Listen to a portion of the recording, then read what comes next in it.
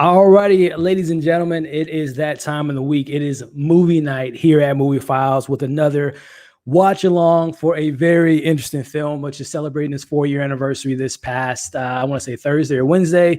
It is the Oscar winning Suicide Squad. Very excited to talk about this film, talk about David Ayer, talk about the DCEU, the DC Extended Universes, DCFU, whatever you want to call it. Very excited to talk about tonight. But I do have a special group, a squad that I assembled tonight to watch this film with me, and I'll bring them in here in a bit to introduce themselves, talk about their channels and their awesome content. But if you are just tuning in for the first time on this channel, number one, welcome. Hope you're having a great day. Hope you're all staying safe. But this is Movie Files. This is my name is Elliot. Channel filled with movie reviews, TV reviews, watch alongs, at least 3 to 4 a month, and just bringing in some different people, different backgrounds, diversity to the channel. And this is one of the things I love to do, which is, again, watching movies with a group of friends. We might like the movie, we might not like the movie, but it's all about the conversation, right? And having, a good time with some friends. So with that being out of the way, I'm going to bring in, there's some new people that's the first time on the channel. There's been some returning characters on the channel, but all in all, it's a great squad that we got here tonight. So I'm going to bring in the first gentleman here who's been on the channel a couple of times. We've done some collaborations. We've been good friends on Instagram for a while now. He has a great opinion on things. And yeah, man, this is a cool guy. I got Film Explorer. What's going on, my man? So, Elio, so fans, thank you for having me. I appreciate it. No doubt, man. Yeah, if you want to tell the people a little bit about your Instagram, maybe some things you got coming up soon, and just kind of introduce yourself, man. Yeah, sure. Right now, you can find me on Instagram as film_Explorel. Right now, we have daily movie reviews, daily movie news, everything we all like. And I have a pretty special project, which Elliot was my invited guest. And that's coming up next weekend. It's a movie talk where I have a lot of movie fans, movie critics, cinephiles that will be collaborating in a weekend full of different events. So look for that. And glad to be here.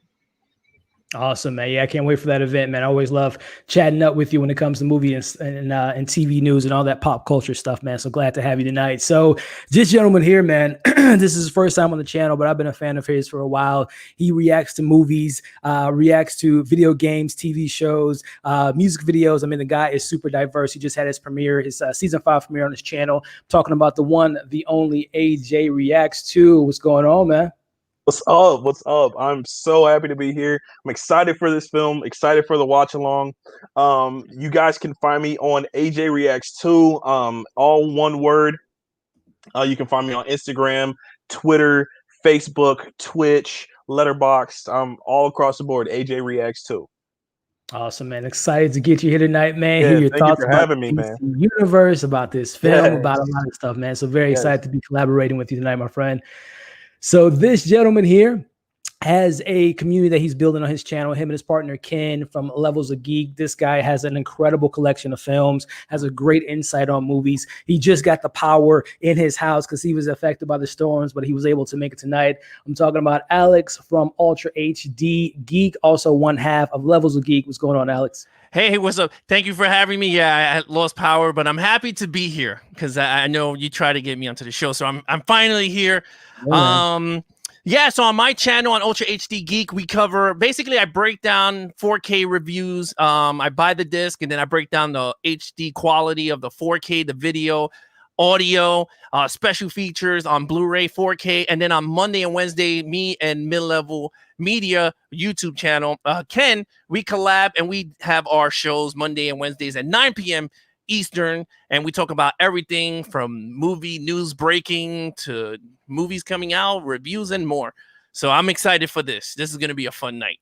Awesome, man. Yeah, I'm excited because I know you're a DC fan, man. So I'm excited to hear your thoughts about the DC universe, this film, the future, and all that stuff, man. So it's exciting to have you on tonight, Alex. And I'm glad you were able to join us tonight, man. So this guy here, man, him and his partner in crime, Dom, has been on the channel quite a few times. I've been on their channel. We've really built this kind of cool rapport with each other over the last few months in this time. And he's one half of Talking TV. Great insight, great guy, all in all. We're talking about Chris, the TV nerd, which I love because I'm a big TV fan myself. But Chris, what's going on tonight, man?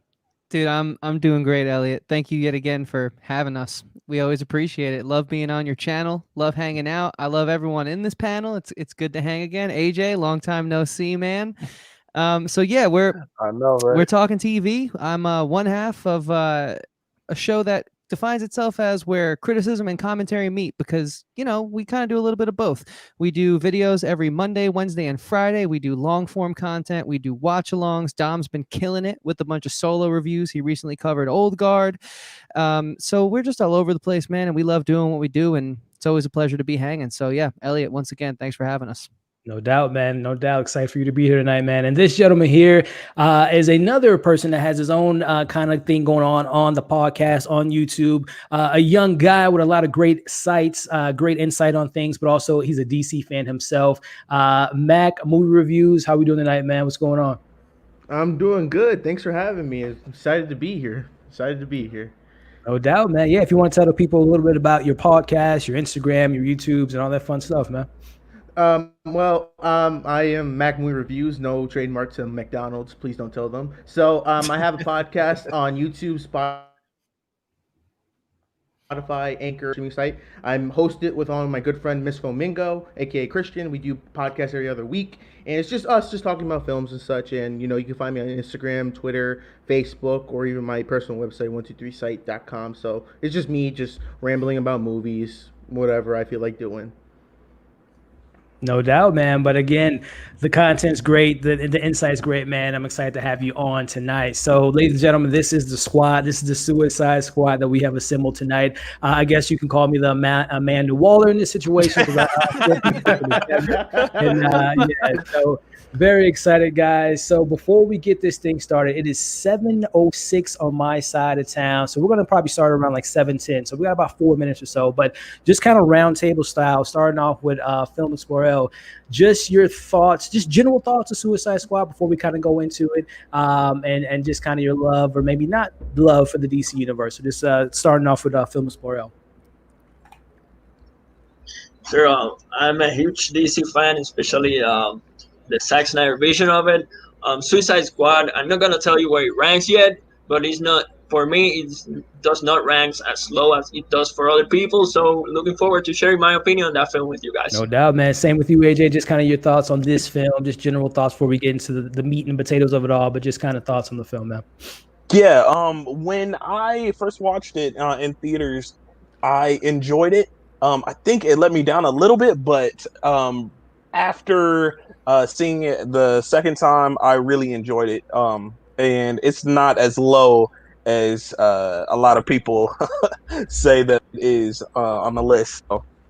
So yeah, I'm excited to revisit it again. So because it's been a couple of years. So.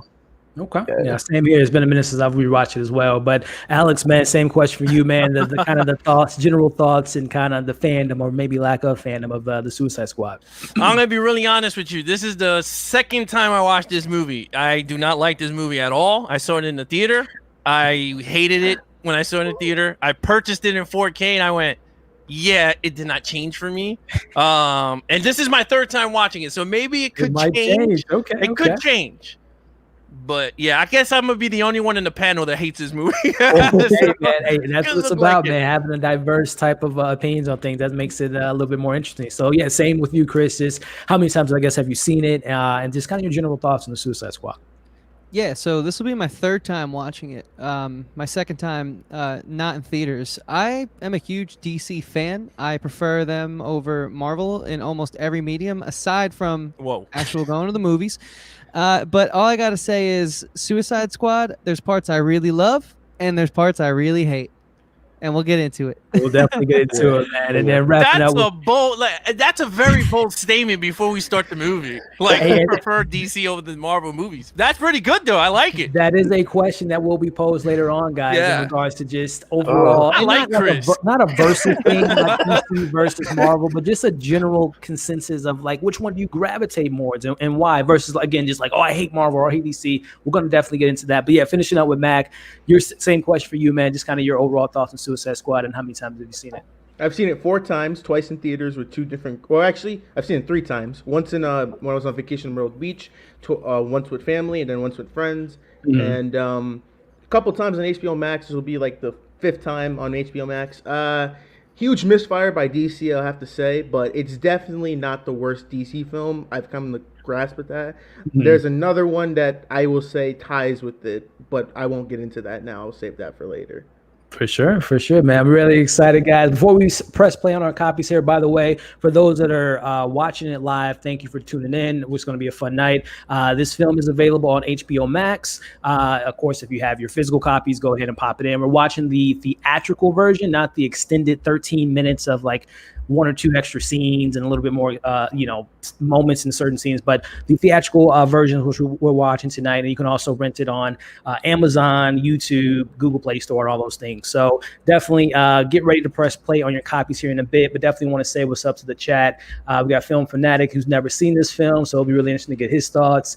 We got Unboxing Movies with Me Unboxing. What's going on? Robert Makes a Cut. What's going on, Robert? Glad you were able to make it in tonight. Of course, we would some watch along without Luke reviews, right? He's over there overseas. It's probably 4:00 in the morning. Chickens crowing, dogs barking. Neighbors fighting outside the window. The neighbors fighting. He's in line waiting for Tenet because I know he's a big Christopher Nolan fan. So glad to have Luke reviews in tonight. Unboxing can't wait until the show starts. Definitely. One of my favorite underrated movies in DC Cinematic Universe. Okay. Hey. You gotta love people's opinions, man. Hot takes, so it's always great to get to see those hot takes. It's not a particularly a good film. We'll definitely get into that. I consumed it, sure, whatever that means. It's neither bad. Okay. So yeah, we got a couple people dropping in their thoughts on the film so far. So I think with that just kind of being said, guys, we got Ken representing the other half of Levels of Geeks. We got Ken in here tonight.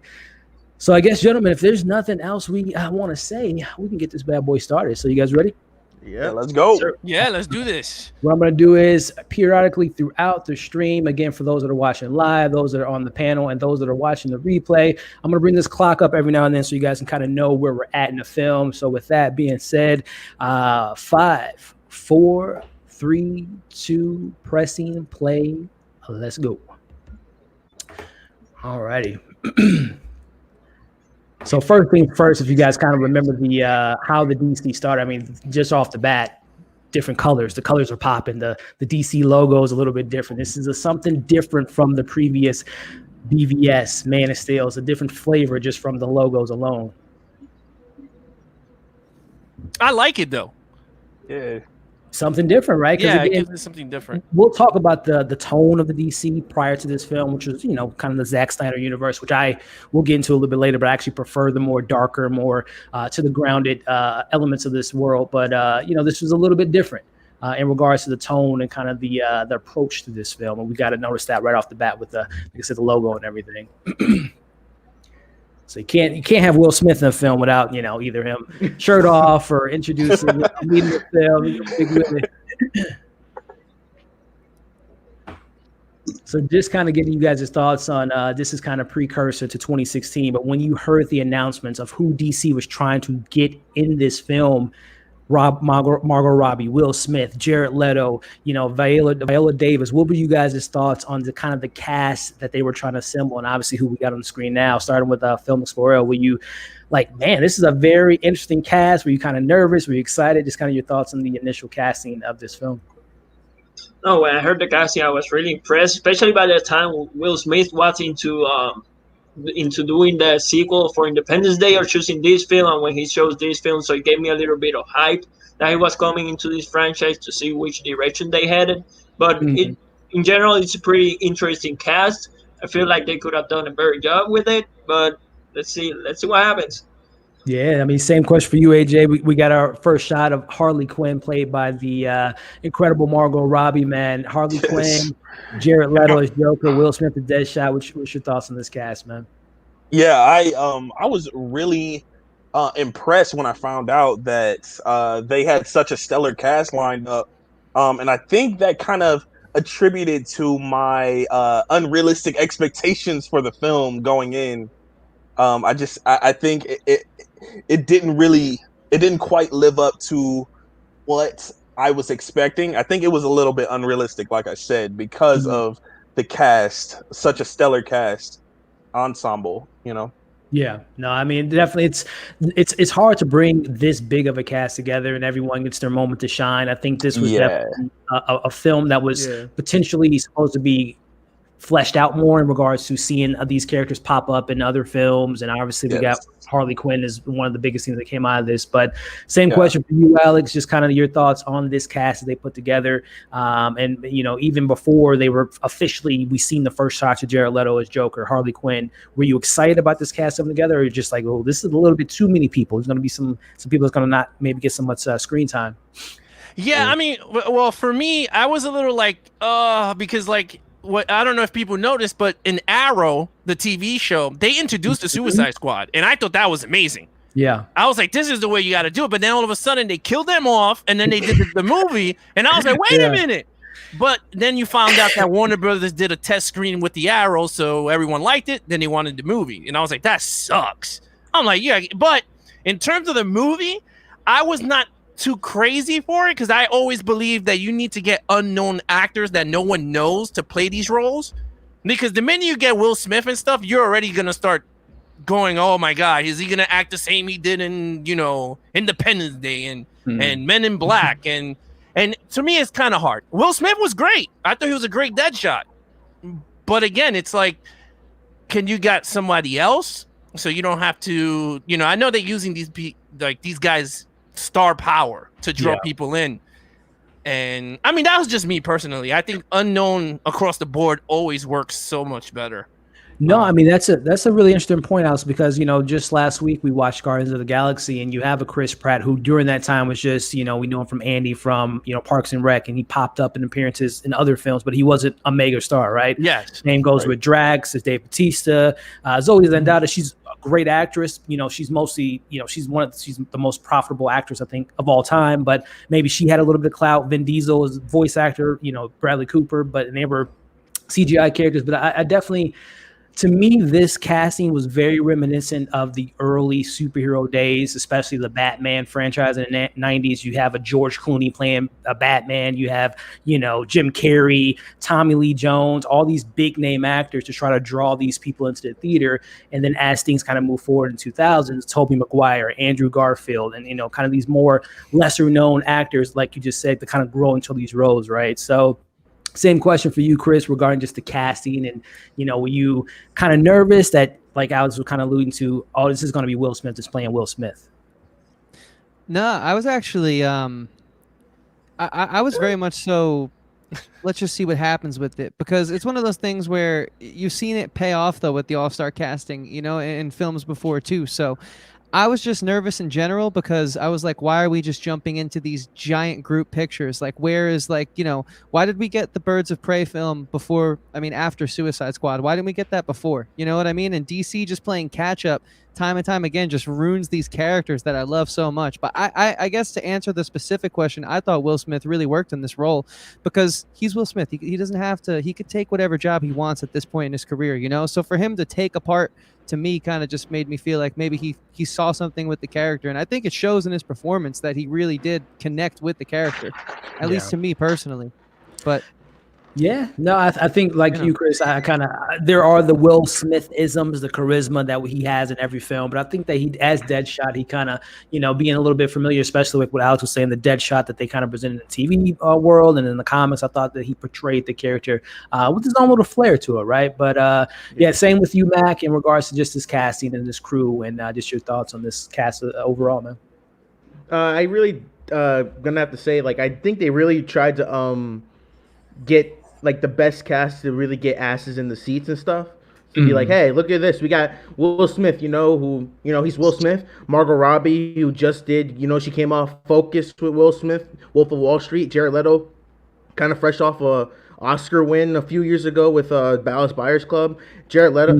Oh, well, I said Jared Leto. So it's just kind of like an all-star cast, and it's just like, you know, we want to see what everything sticks to the wall. And, you know, Will Smith was good in this movie. I'm so glad that he said yes to this and Independence Day Resurgence. So that's really good.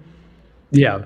No doubt. I mean, I think during this time, too, if I'm not mistaken, Will Smith was kind of took a little bit of a break after Afterlife or After Earth with M. Night. Then he kind of got into the more dramatic roles with, I think it was Collateral Flora Beauty. Yep. Yeah, and then he did Yeah. the Focus with Margot Robbie. Then he did Concussion. Then this was like the big, Will Smith's getting back to the big blockbuster, right? And I mean, the receipts are there. This was a hit, which kind of leads me into just a little history lesson, a little bit of, what was the Suicide Squad about in regards to just pop culture and what it did in the zeitgeist. So, I mean, as the ticker kind of highlights here, Suicide Squad did gross $325 million in the U.S., $421 internationally, grossing over $747 million, which is pretty good. Again, considering that this is a IP that might not. And before I even go into this, I mean, I gotta stop because Batman's my guy. Dude. Yeah, I was gonna say, stop it right here, man. Don't continue going. This is one of the most impactful scenes in the movie. Yes, Batfleck. It's very impactful. Yeah. It goes into two things. You're seeing Deadshot, or his moral compass, his rules and regulations, what he's willing to do. The family comes first, even though his one of his enemies is standing right in front. But also Batman, right? Batman. This shows kind of the restraint that Batman. And again, I know the continuity isn't always there from BVS and what we wanted to see, but this is the Batman after BVS, right? He's not a killer. That's what you might have saw in BVS. He's he's letting him talk to his daughter. He's not killing his daughter and killing him in the same time. But no, I love Batman, man, and I love Ben Affleck's portrayal, and who knows what the future holds. We'll talk about that a little bit later, but that was definitely a scene that I was very excited to see Batman make an appearance. Honestly, I would just say, can you please get out the way so I can finish this and we can go home? Come on. Yeah. I gotta say though, Harley Quinn, I think in Suicide Squad for me was way better than the Birds of Prey Harley Quinn. Really? I kind of liked her more. Oh, definitely. I don't know why. I kind of liked her more crazy. Yeah, I didn't like Birds of Prey. I mean, so either way, that's another movie that I was like, but I don't know. I just something I like the character more here than the Birds of Prey. Because they try to. It's so hard because for me, I felt like Birds of Prey felt more like a Deadpool female version of the DC universe. Like they try to make it that route. And I was like, but why? Like, why? Like, why are we going down this again? Like, but I mean, some people like it. I didn't. I was just like, nope, you're not selling me on this. I was like, but again, not many people know that Harley Quinn was just a side character in Batman animated series. Not like she had a comic book or nothing like that. So this is a fresh character to everybody. So right. So for me, I just like this version. It's definitely, Harley Quinn, and this is, obviously Margot Robbie's first time in the role. She, she's taken a little bit of creative liberties on herself, but also having that previous knowledge from the comics and like the animated series. So, I think I might disagree with you in regards to Birds of Prey, the portrayal, which one I prefer, but I definitely see your points though, in regards to just preference wise.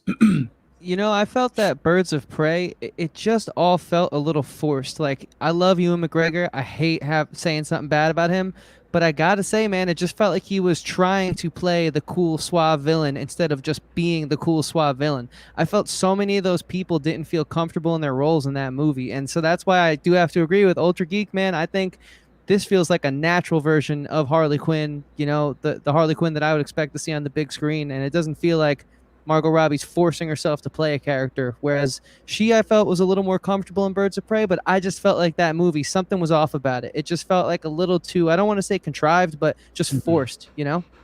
I don't know. I just feel like them taking away Joker is what, I mean, because Joker and her are together. And again, that's the thing. When we were in the theater, and I think I told Elliot this, when we were in the theater, me and my wife, and I saw the Joker, I was like, what the hell is he doing here? Like, he's not even in the comics in the Suicide Squad. Like, he's here and there, but he's not like the main focal point. When you saw the trailer, I'm like, why is this dude here? Because not everyone's going to go to the theater to see more Joker than the Suicide Squad. And that's exactly what happened. People was trying to sue. I think they were trying to sue Warner Brothers because they had Joker there for a little bit. And I was like, oh, here we go. The suing and it's just funny.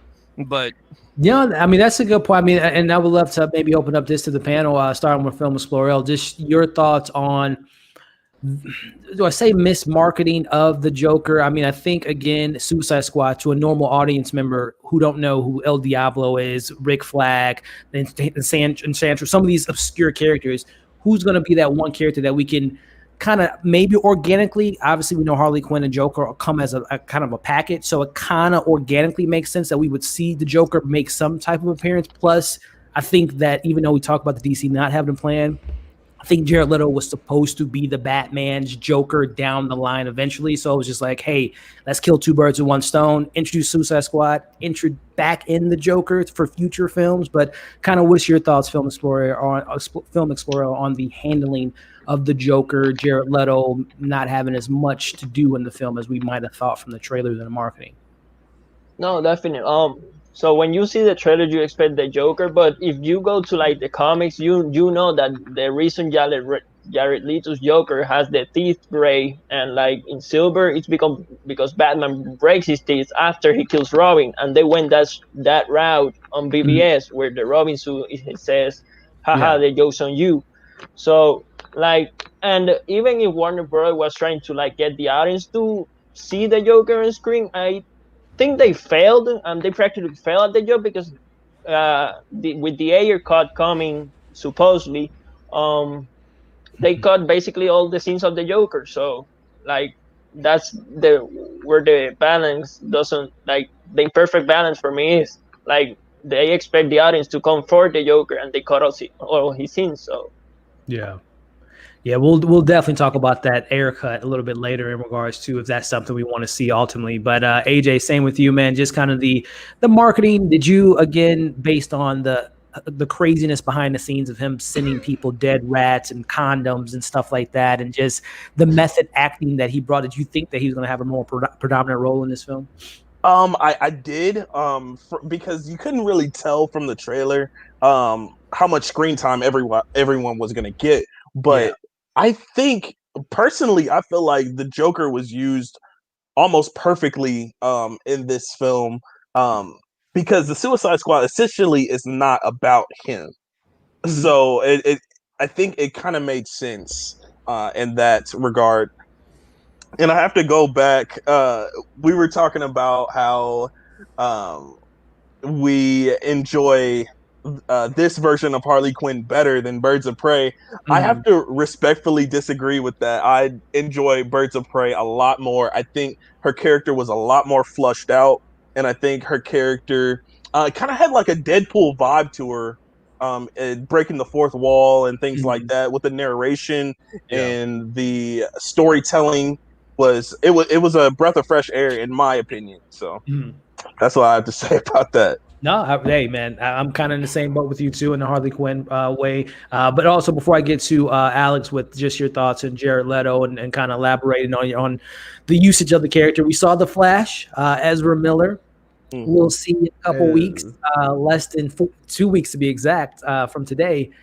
Ezra Miller's role in the Flash. I don't think they're going to announce their recasting him, because they announced the other day that he's part of the panel. Him and Muschietti are going to be on the Flash panel, so I don't think we're going to get any replacements of him anytime soon. But we got our, again, connective tissue to a certain extent for the DCEU. But again, Alex, just kind of your thoughts, man, on Jared Leto. Again, I know you said he wasn't in the comics and it was kind of misleading in a certain extent, but just did you think they misused him in regards to this film and not giving him enough screen time?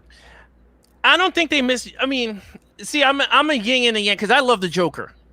I wasn't a fan of the Jared Leto Joker. I just didn't like the whole gangster style vibe. There's something about it that threw me off. I thought he was excellent. I thought he was good. I was like, I'm not going to take that away from an actor. He did a good job with what he has. Now, in terms of the way he looks and stuff, that threw me off. And I understand the whole backstory that Batman beat his ass and all this crap. That's great. We never got to see it on screen. So like, I don't care for backstories. Like, I want to see it so I could go, oh, okay, Batman did whip his ass. Like, that's cool. But I mean, him already with the grill in his teeth, that makes no sense. I was like, whoa. And then he has all these tattoos. And I'm like, what the hell is going on here? But with him and Harley on screen, I do gotta say, I kind of enjoyed it. I liked him and Harley together on the screen. I'm not gonna say that was garbage or nothing, because I got giddy when they in the Lamborghini when watching it, and I'm like, oh yeah, Batman's behind them trying to get him, and you see them acting like the cartoons, like she's going crazy, going bats, and he's like, yeah, and I'm like, this is cool, but then they take it away from us. It's like if you notice on these DC movies, yes, like we get some good stuff, and then they just pull it right out. They're going, no, let's go right down the rabbit hole. And I'm just gonna look. To answer your question, Jared Leto Joker, did they misuse him? Absolutely. But and I agree with AJ Reacts too when he says they used them in the right points, and I think they did. I think if we would have got more like Birds of Prey was the origin of Harley with Joker, I would have said yes. Like that's what I'm talking about. Yeah. But the minute she dumped him in the first minute, I was like, you lost me, man. Like, go ahead, that's it. Get away from me, Warner brother. Get away. A lot of great stuff being said there, man. Yeah, I think the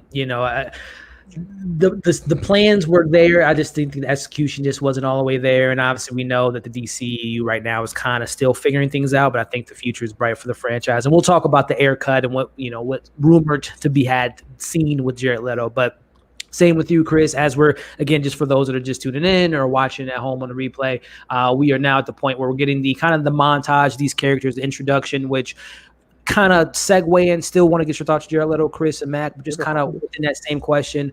The approach to the first 15 minutes, right? The montage, kind of the quick pace of the film of like, these are the characters. Take it or leave it. We're going to give you a little bit of synopsis on, a little bit of backstory, but again, kind of fully loaded. But thoughts on Jared Leto, Chris, and just your thoughts right now within the first 15 minutes of this pacing of the film.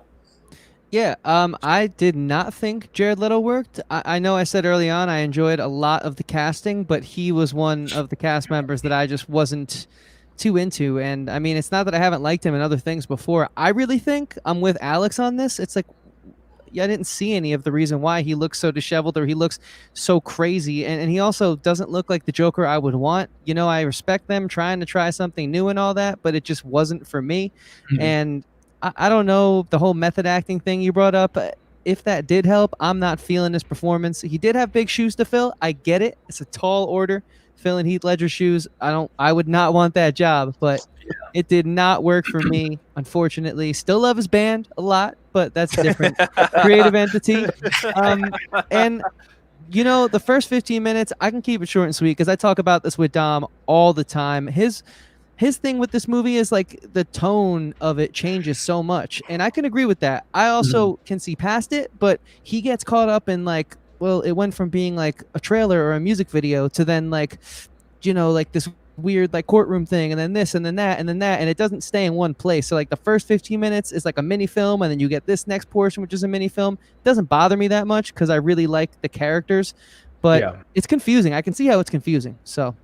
And I think that plays into, again, nothing's been confirmed, but I think there were allegations and news sources saying that that's what essentially happened, that a trailer company came in to edit the film, and that kind of goes into the pacing and kind of the you know, how things might not fit well together and how it's not constructed as a film that you would think would have good pacing in the first and third act. So I think it was a trailer company that came in. I don't really care for the trailer style of introducing everyone, but I mean, just pick a lane and stay in it, you know?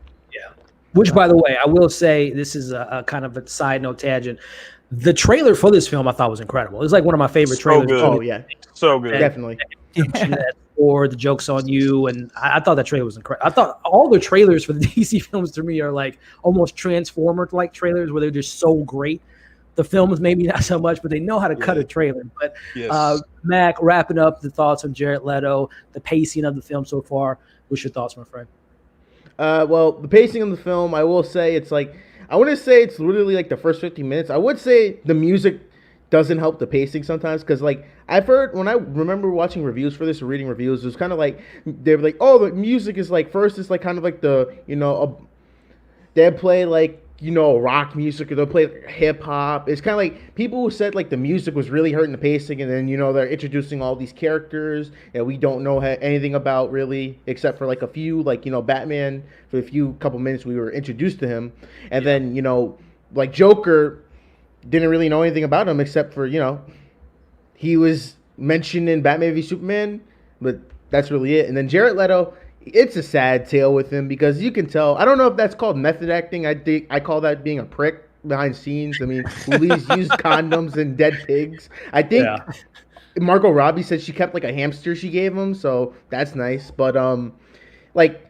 obviously tell that he tried his hardest because he wanted to like put his all into the role, but it wasn't David Ayer that cut the footage. It was definitely Warner Brothers because Ayer says his cut is like 3 hours long, so it's definitely more to be told because, like you said with the trailer, there is footage from that which you see Joker, more of him in that trailer than you see him in this film, and you're like, where is he at? And it's just like it's just sad with him. It's just like it's just that he got dealt a bad hand, straight up.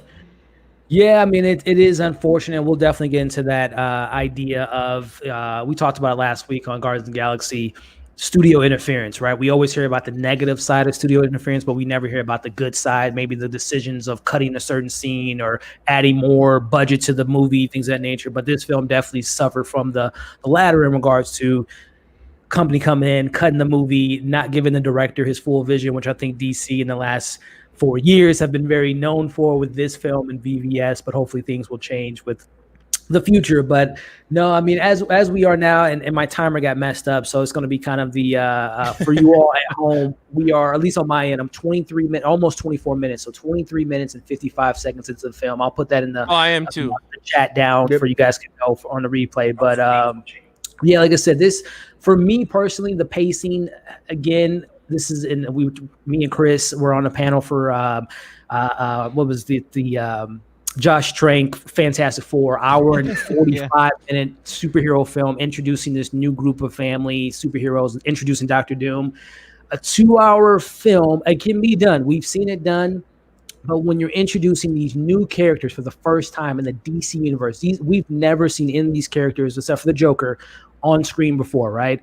So I think a 2-hour and 2-minute movie introducing a Suicide Squad, introducing these villains that are going to maybe play into the Flash film, into the Batman film, that's a little bit too short for me, just personally. Again, I know you can do a lot in 2 hours, but introducing these people to the audience the first time, you need a little bit more length in there. Now, more length doesn't mean the film's going to be better, but I think you get more introduction to the characters, you flesh them out more. You get the Joker, you get all that stuff. So it is one of those things where whoever made those decisions with DC, I hope they're gone. I think they are gone. I think the old regime has officially been out. AT&T and Warner's are like this and that. I mean, if it wasn't for AT&T, I don't think we'll get the Zack Snyder cut. So hopefully this new direction is what I always love about Warner Brothers, is it's an auteur, director fueled studio, which I think really no other studio does what Warner Brothers does. So hopefully we get that in this next phase of film. So, and dude, go ahead. Oh no, sorry, man.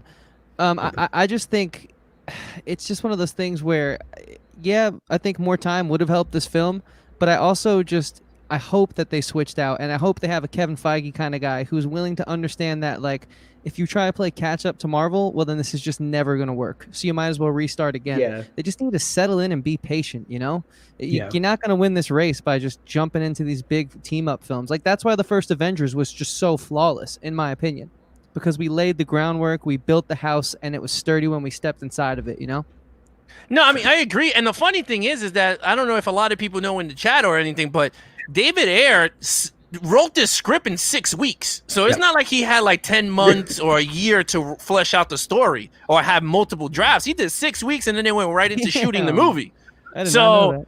And you could, so you could actually see that this is a rush project. But my only thing is that, all right, so if it's 6 weeks and you have another company come in to cut a trailer that they don't even know the vision of your movie, so then, like, what power does that type of director have? Because you're not going to do that to Steven Spielberg. You're not going to go, hey, you're not cutting Jaws. We got a company to do that for you. And then they come in and they cut Jaws. What do you think? Steven Spielberg is like, hell no. This is my movie. I'm giving you a little bit of what, you understand what I'm saying? Like, you have another company, and this is, I understand maybe the reason why half of the trailers we see now, they show us the whole freaking movie before we see the movie. Because if you look at any trailer from the 80s, you really do not get nothing with the movie. You just see a little bit, and you don't know what the hell the movie's about. Coming Aliens to theaters this Yeah. September. in a world where this guy is gonna walk into a planet, and then you're like, yeah, and then coming soon in a theater near you. I And you're will like, say whoa! though, some of those trailers though back in the day were horrendous, and they were essentially like the movies, like they were Yes. just cheesy versions of them. So there's always been problems with trailers, but I know what you're saying though, Alex. I definitely. But you know what? I'm gonna give you a perfect example. And you guys check it out, and then you DM me on Instagram. Check out the original Alien trailer, the Ridley Scott first movie, and you will not see a xenomorph in the trailer at all. And it's That's just brilliant. noise going woo, woo, woo, woo, and people screaming, going ah, and that's it. And then it goes aliens, and you go, and I mean alien, and you're going what? That's it. And then you want to see it because you're like, oh man, this is epic. But I understand, man. what's The funny- trailer company comes. Go ahead. What's funny with like Suicide Squad with their trailers is that I remember the reactions for like the Comic-Con trailer back in 2015. It was like all like dark and gritty, and that's when DC was still trying to do dark and gritty, and everyone was like, "Oh, not again! It's another dark and gritty film." And I think the next trailer was like Ballroom Blitz, and everyone was like, "Oh, Yeah. okay, this Yeah. looks pretty good." And then I think the last trailer was Purple Lamborghini with Skrillex, Rick Ross, and like Jared Leto was the cameo, and everyone was like, "Oh yeah!" So I think that's like what you mean with like the trailers. It's just like it can get everyone excited for it, and I think like the trailers, like they cut really good trailers for this film, and like you can still do good trailers for a movie. Yeah. I think that attributed to my unrealistic expectations as well. The trailer. Yeah. Yeah, I mean, and I mean, not to play devil's advocate, but they did exactly what was intended for the film regarding a trailer. The job of a trailer is to sell you on the film, regardless of the quality of the movie, because half the time the trailer companies don't even know, haven't seen the film, they haven't seen it, they're just putting together the reels that they've been given to the studio. But they sold the trailer, right? It got me excited, it got AJ excited, it got us all excited. I mean, literally, like I said, $747 million worldwide. As you guys can see in the bottom here, also, it won an Oscar. It's the only film For makeup and hair. Hey, Like yes, the Oscar was. Hey, not to play Marvel versus DC, but Endgame didn't get any love. Any award, didn't get an Oscar. So hey, yo, that DC they were strong. makeup and hair. They were like, and the winner is Suicide Squad. And everyone's like, okay. Wait, what? What? Oh my god. hey man, shout out to the art department. The That hell was nominated? What? Yeah. He They said hair did. and makeup. But you know what? I agree with you guys though. The Ballroom Blitz trailer of Suicide Squad had me amped. That got me because I hyped. thought the movie was gonna be like that, all crazy, like them shooting and doing all this stuff until you sit down and you don't even get the song again in the movie. I was like, oh man. Wasn't there Yeah. a Bohemian Rhapsody one too? I think Yes. so. Yeah. Yes. yeah. that- When, Yes. oh my when God. Joker Next jumps level. off the thing, that was really good. Yeah. Dude, this was the era I just stopped watching trailers because I just got so fed up of just being mismarketed to. It was so frustrating. It was even just like ruining just the theater experience at one point in time because I was like, oh, Yeah. this looks great, then it sucked. Oh, this looks great, then it sucked. And then like I was just like, dude, I just got to decide for myself. That's It just true. got too wacky Yeah. around this time period for me personally. Well, what Yeah. they do now too is what they starting to do now with trailers, they film extra scenes just for trailers. Yeah. Yeah. They did it with Endgame. seen that. They Yeah, misleaded Deadpool did everybody that. with Endgame. Infinity Yeah. War too. Yeah, Mhm. Infinity I actually War, like yeah. that though because I don't Genius, want to see yeah. the movie I'm going to pay for. Yeah. You know, all on Facts. YouTube Definitely. before I Facts. go and see it because then I'm just like, what did I pay for? Well, then besides that, you got all these YouTubers that break down the whole movie before the movie comes out, and then they're like, "Damn!" But they figured out what we were gonna do. You know what I mean? From Hey, like it- one trailer, they'd be like, "Well, it's here just- Easter egg number 542 tells me." Yeah, That this it's a guy's gift gonna for the come- cooks, man. It's definitely a gift for the cooks. I think we also too. We live in this bubble. We have our lives. We talk about our Instagrams. We're in the zeitgeist, right? We know Yeah.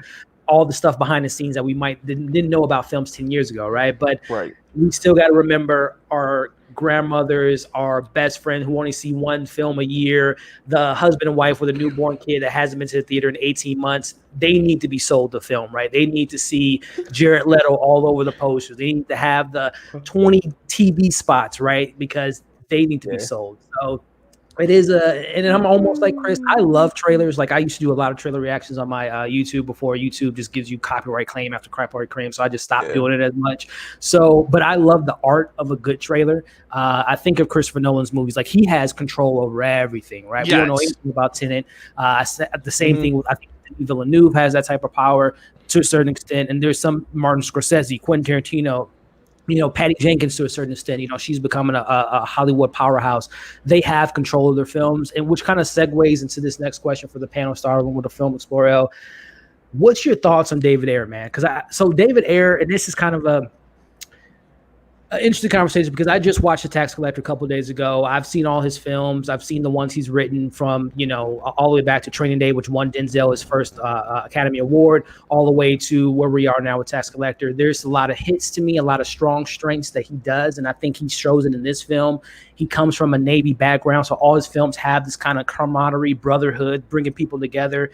But then the last Bright, the flaws in this film, and I don't know if you guys have seen Tax Collector. If you haven't, I won't get into it, but he's hitting, I don't know, it's two different people. He's battling himself with his movies right now. So just Film Explorer, your thoughts on David Ayer, the approach with him being hired in this film. Did Warner Brothers take advantage of him because this is his first big blockbuster film? Just kind of your thoughts on David Ayer, man.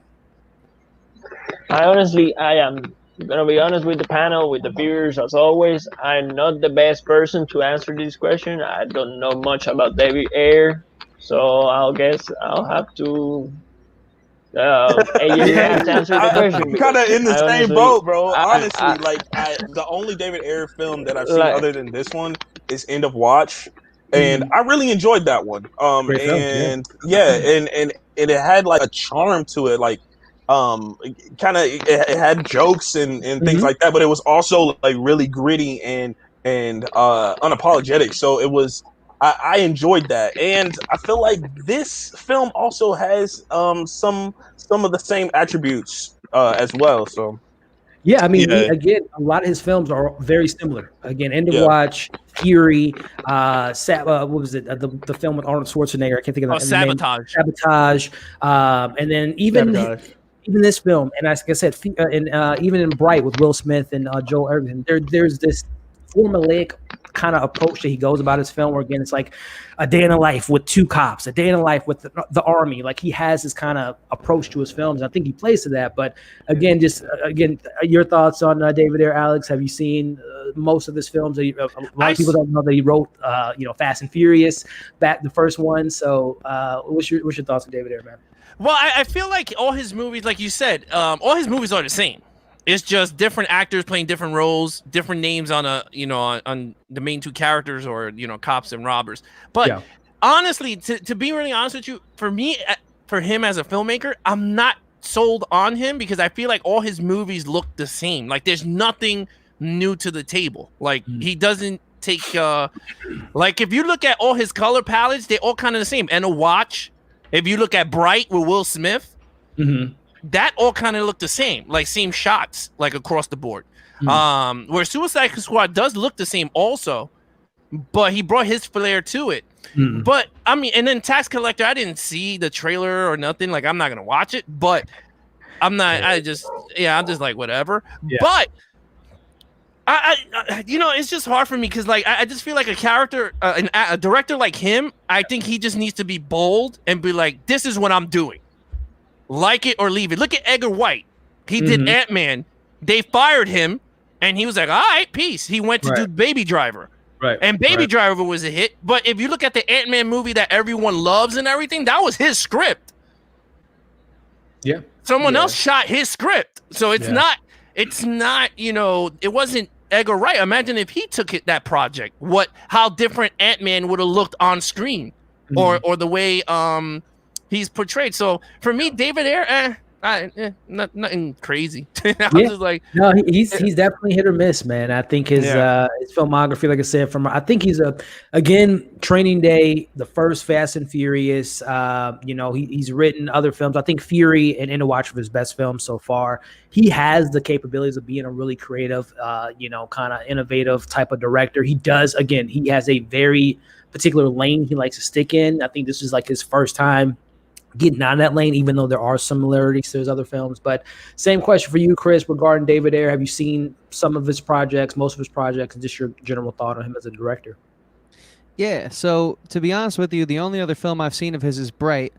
And I really don't like action movies, so I don't plan on watching The Fast and Furious. I especially have, from what I've seen of that series, I don't want to say hate, but whatever's in between hate and you know.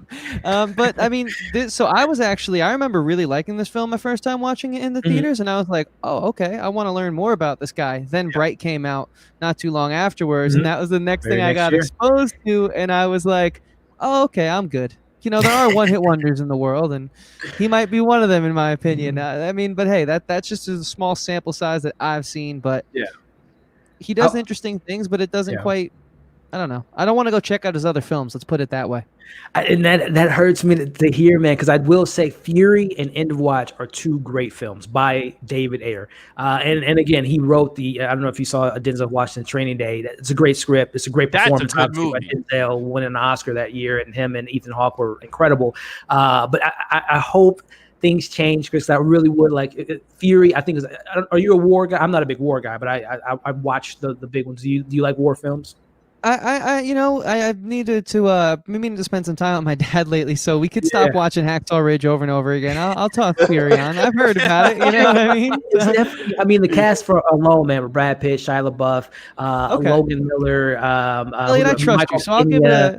John Berthow. He doesn't die within the first 5 minutes like he does in all his other films. So I like Fury a lot. End of Watch is really good. Michael Pena and Jake Gyllenhaal, their chemistry is incredible together. But yeah, I mean, Mac, with you, man, same thoughts and just your thoughts on David Ayer, his filmography, and does some of his films work for you, or not a fan? Okay, so this is gonna be a weird comparison, but I want to compare David to like Josh Trank. So I feel like David Ayer is Josh Trank. If Josh Trank went a little higher and he had like a more distinguished filmography, because David Ayer, like, come on, David Ayer made it with, like, you know, Training Day. Training Day is like, I've seen it. It's a great film. Denzel definitely deserved that Oscar. Would say he definitely deserves it for Glory, but we're not going to talk about that right now. You know, he wrote the script for SWAT. I like SWAT. SWAT's an underrated movie. End of Watch, Fury's good, but then when you get to this movie, you know, like Josh Trank, he was hot off the bat with Chronicle, but then, you know, he did Fantastic Four. David Ayer does Suicide Squad. You know, both of them are critically received, and they're gonna follow you for the entire, like, rest of your career.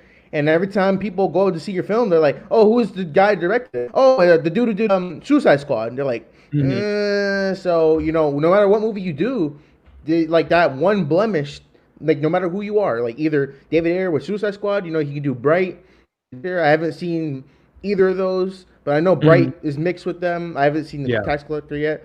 Like, they're going to be mixed because, you know, he did this, and then Josh Trank, he just did Capone. So people are like, you know, I'm not going to watch it because he did Fantastic Four. So it's kind of like same. That's how I feel about him. Yeah, no, I mean, I think, and even with the promotion of Tax Collector, they didn't mention Suicide Squad or Bright. They just mentioned End of Watch and Training Day, you know, and they always do that with marketing. Like, I love with every Clubhouse film, it says, with the same people behind Get Out and Us. Like, they always pick and choose the producers, and it was probably like a coffee person that got coffee that day that got producer credit. But I think, you know, David Ayer, like I said, I know he's hit or miss for some people. I like him as a director. I think his next film, and the one thing that I think distinguishes him between him and Josh Trank, he doesn't go out on Twitter and bash the people that gave him. He doesn't bite the hand that, you know, fed him, right? Oh, no. He said these things about Suicide Squad, like, hey, this is what I intended to do. But he doesn't say it in a manner where it's like F DC, F Warner Brothers. So that's why he's still working, right? He got to Tax Collector. He's going to be doing, I think, the Dirty Dozen, I think, is his next film. And I think he was rumored to be the director before Luca Guadagnino for Scarface. His name was. So he still has clout, and still people want to work with David Ayer, because I think, again, his Navy background, every film, I don't know if you guys followed the behind the scenes of this film, but everyone seemed to love each other, right? They got tattoos of Suicide Squad. Same with, you know, Fury. They had like the band of brothers, the brotherhood that they have. So he seems to be a good guy. He just doesn't make the best choices when it comes to his movies. So, but I hope the best for him, because Tax Collector is not getting the best reviews, and I didn't really speak too highly about it because it was just not a good film, to be honest with you. There you go. I was about to ask you if you were going to recommend it. There you go. I It's- mean, If you're not a David Ayer fan, I don't think this is the one that's going to win you over. Shia LaBeouf, not to spoil it, the whole tattoo fiasco, him having a real tattoo, has nothing to do with the movie at all. You literally see it for 5 seconds in the film, and he's really not in the movie as much as you might want him to be. It's a mess. It's one of those things I would hate to someone to pay $7 or $14 to rent it, but it is one of those things like you have to see it just to see it type of film, because it gets really bonkers in that third act, like almost like cartoonish bonkers. Like the violence level is like super ultra violent in that third act. But is it like Fast and the Furious bonkers? no, I'm talking like violent. Like I don't want to give away this scene, but just if you guys have seen American History X, there's a particular scene in that film that involves oh my god. Yeah, there's something to that extent in and Tax Collector, and it's like a bunch of like ultra violent scenes like that. And it's a revenge film in the third act, essentially. Is it as violent as Watchmen? I would say because it's more grounded. It's LA street gang, so you see people getting their heads blown off, people throats getting slit and stuff like that. So it's more that grounded approach. Also, it's like Sicario. I mean, you're dealing with you're dealing with the cartel, you're dealing with gangs, and so I mean, it has that street level of like violence that that we come to see in a Sicario type of film. Yeah, gotcha. So take it as you will, as far as if you want to see it or not. But I'm actually kind of intrigued. I mean, people are talking about. I mean, again, it's really, really, really bad reviews, but I mean, people are talking about it. It's on Netflix or you have to rent it? It's a VOD, yeah. It's a direct to VOD type of film. For I think you can rent it for like $6 or something like that. But not to neglect what's going on here. Again, we are, for those that are at home, we're 43 minutes, close to the 44-minute mark. The Suicide Squad is coming together now. They're introducing themselves to Captain Colonel Rick Flag, and everyone's kind of meeting each other for the first time. We're getting some of these jokes of the Phil Jackson approach and all this stuff. Some of the comedy didn't work for me, but some funny lines. You're seeing Will Smith being Will Smith now, but yeah, pretty much. Yeah. But some questions in the chat, definitely want to neglect them. Triborough Gigolo says, "What's the connection between the Squad and Darkseid?" I definitely know the attended connection, but are you guys familiar with the connection there between this film and Justice League? Justice League? No. Mm-mm. There was one? There was supposed to be one. Is it? The hashtag. No, I didn't know. The AyerCut. It was supposed to be that Enchantress was supposed to be given her powers by Steppenwolf was supposed to have turn the power, and that was supposed to be a connective tissue, like the whole, like the third act with the whole beam, and that was supposed to be a mother box that was supposed to ignite that beam, so that was going to tie into the Justice League film, but that didn't happen. And I think Carla Delevingne or whatever, I don't think she seems like a cool person. Her acting hasn't really worked for me in the couple films I've seen her in. I thought the Enchantress was just a complete. We talked about miscasting. I thought she was miscast. She was the most miscasted person in this entire cast, in my personal opinion. She's the Enchantress. Yeah, she's horrible. All that she does is this. The dance, it's just I think this was her. I think this was her first movie because she's just a Vogue cover girl at that point. She did. Right? It was another film, Airplane, Paper Planes, or something. It was like that young adult. It was like a young adult movie, right? Alex Wolff. Yeah, Alex Wolff was in it, and it was like a mystery love story thing. I think Paper Towns. Paper Towns, yeah. And it was. I knew it was something with planes or paper in it. Yeah. So. But I think that was her first film. But I don't. And then also Valerium or Valerium, whatever that Dane DeHaan. I just think she's her. She needs to fire her agent. She needs to talk to her agent and get her on some better films. Yeah. Yeah, we got some Batfleck love. She's in Taylor Swift's Entourage, so she's okay. Yeah, should be all right. She has a show too with Orlando Bloom. Was it Amazon, the fairy tale show? I can't think of the name of it. Yeah, what is that show? Oh yeah. I gotta say, Amanda Waller has to be 100% the best casting that they got on this movie. Yeah, perfect casting. Agreed. Yeah. Damn, I disagree. What? Really? I disagree so much because I don't know, dude. I think the Arrowverse Amanda Waller is unmatched. Yeah, but she's a teenager. That's she's so young. Yeah, she was so young to me. I feel like think her. Yeah. Viola Davis was such a step up. Yeah, she's I a love Viola bitch. She's exactly what she's playing. She's a bitch. Yeah. So let me further elaborate. Both awesome, awesome. I just maybe it's because I got more screen time with the Arrowverse Amanda Waller. Maybe I just can just forgive every schlocky aspect of Arrowverse. But dude, I don't know. When I saw this, I was expecting it's almost like too cruel to the extent of no personality, in my opinion. That's just what I kind of got. I don't know. I just didn't get what I wanted from it. Well, you got to remember too, we don't know if David Ayer actually knows the material. Like, if he knew these characters, then maybe you would have got more of their personalities up on screen. I don't know how you write this in 6 weeks. That's very concerning hearing that. That's all I'm thinking about now. It makes more sense why it turned out the way it did. He must have had a dry erase marker, and he's like, Joker, Harley, Deadshot, Killer Croc. Okay. He must have he must have watched like top 10 favorite DC characters. Oh, okay, Amanda Waller's in a few of those. I got to get her in there somehow, and that would make sense too, because she's like, and you know what I mean? I feel geez, man, not good. And that's the thing I always said with DC, is that DC needs to do whoever takes the reins. Like Matt Reeves looked like, from where we're sitting, it looks like he knows what's going on with Batman. What he's doing. He knows what he's doing. He gave you a little screenshot. Everyone's complaining. Oh, the Batmobile looks like crap. And it's like, dude, it's just a prototype. Like, what are you complaining about? Like, okay. But it looks like he knows his thing. And I think the last tweet he said is that he wants to change the tone of the movie. Like, that whatever he's looking at, the footage of what he shot before the COVID, that he wants to change a little bit of the tone. And I'm like, no, I want it dark. Don't change tones to me, man. I was like, give that to other people if they want that tone. Because I always said DC has to be dark. I don't want light. Like, let Marvel be that colorful crap. I want dark. Exactly. And I want my characters dark. I'm like a comic reader first and foremost. So the reason why I gravitate more towards DC is because those are the comics that resonate with me more because of the darkness. Like Red Hood is a great example of the kind of darkness that I want.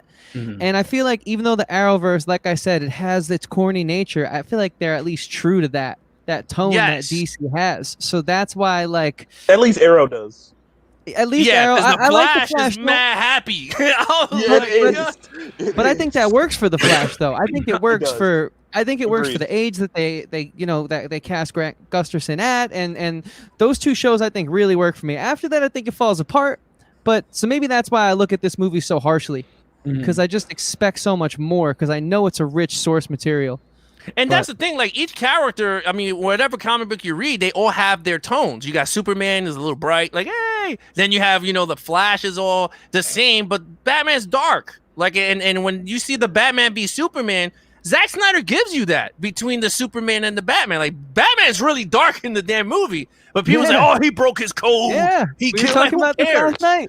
Yeah, like, who cares? Like, you got a good Batman on screen. Like, I don't care if he shoots people. Let him shoot everybody. I'm dying to see Batman do something on screen already. Like, Jesus. Well, that's definitely, I think that's the catalyst of the conversation with comic book characters, right? Is that there's so many different versions of the characters, and we all gravitate towards certain runs, certain adaptations of them. So I think it's almost a gift and a curse for directors to have their own input on the character, because you're going to have some audience that accepts the darkness. Like, and I think what Chris was saying, loving the darkness, I appreciate the darkness too, but I saw Matt kind of shaking his head on that. I agree with it's a balance, right? That's why you have a Superman in the Justice League and you have a Batman in the Justice League. There's a balance, a yin to a yang, as far as balancing out the two.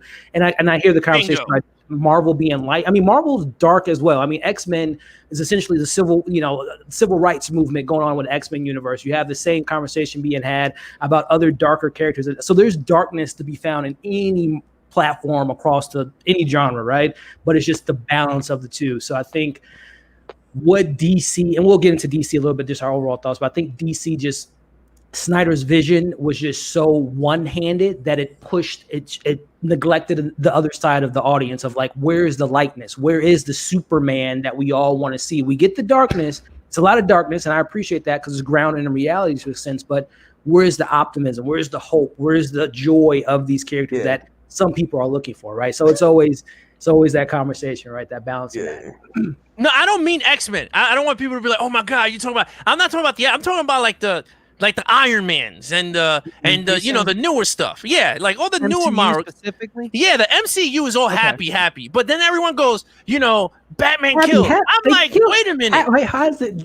I'm like, half the universe was no, but what I'm trying to say, no, but I'm just saying, like, and Peter and Star-Lord's mom he killed his mom with cancer. I mean, this is some dark stuff, right? But what I'm saying is like when someone sees, like, let's say Batman shooting his guns and they go, oh my God, Batman doesn't kill. I'm like, wait a minute, the MCU, Tony Stark's destroyed like everyone he comes across with missiles, but it's okay because it's Iron Man could do it. You got Captain America throwing a shield in people's necks. It's okay because it's Captain America. That's bad. When First Avenger, Cap was popping some. I don't know if you guys, Cap was coming in, busting doors. Yeah. But he threw something into a jet propeller. Exactly, but it's how you handle it, right? It's how it's exactly.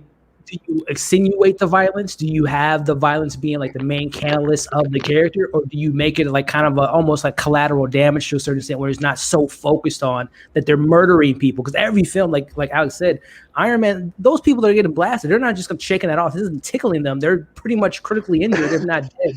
So the Hulk. Like he's smacking everyone around. I'm like, oh yeah, like he's just gonna go to the ER for like a broken rib. Like he's dead. Like so I'm like, wait a minute. I understand, but the thing is that with Zack Snyder's vision, he doesn't give like why Batman is doing what he's doing.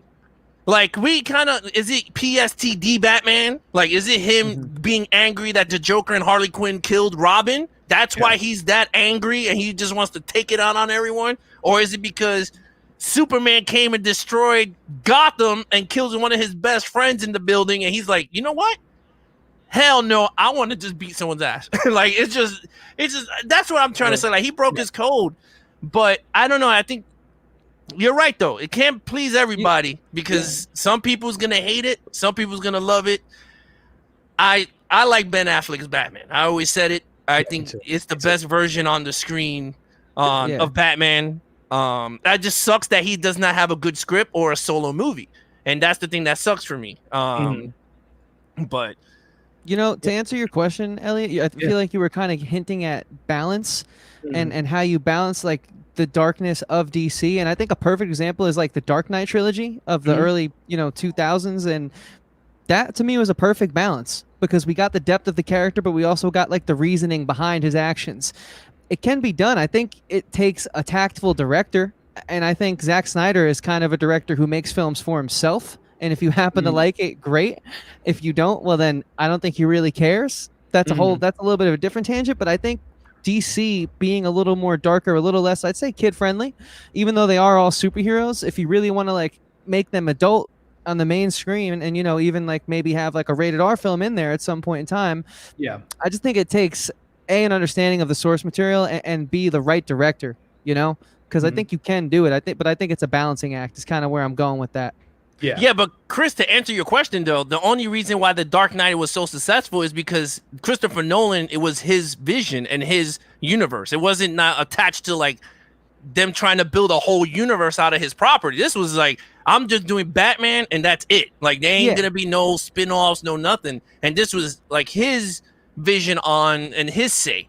Him and his brother. Like him and his brother wrote the whole this. Like, this is where we're going. The problem with Zack Snyder was I think he had a vision, and then I just think Warner Brothers came and was like, all right, let's go all over the place. And it's like, oh no. Like, no way. You're going from Man of Steel, Batman v Superman, because I still personally didn't think they needed Wonder Woman in the movie.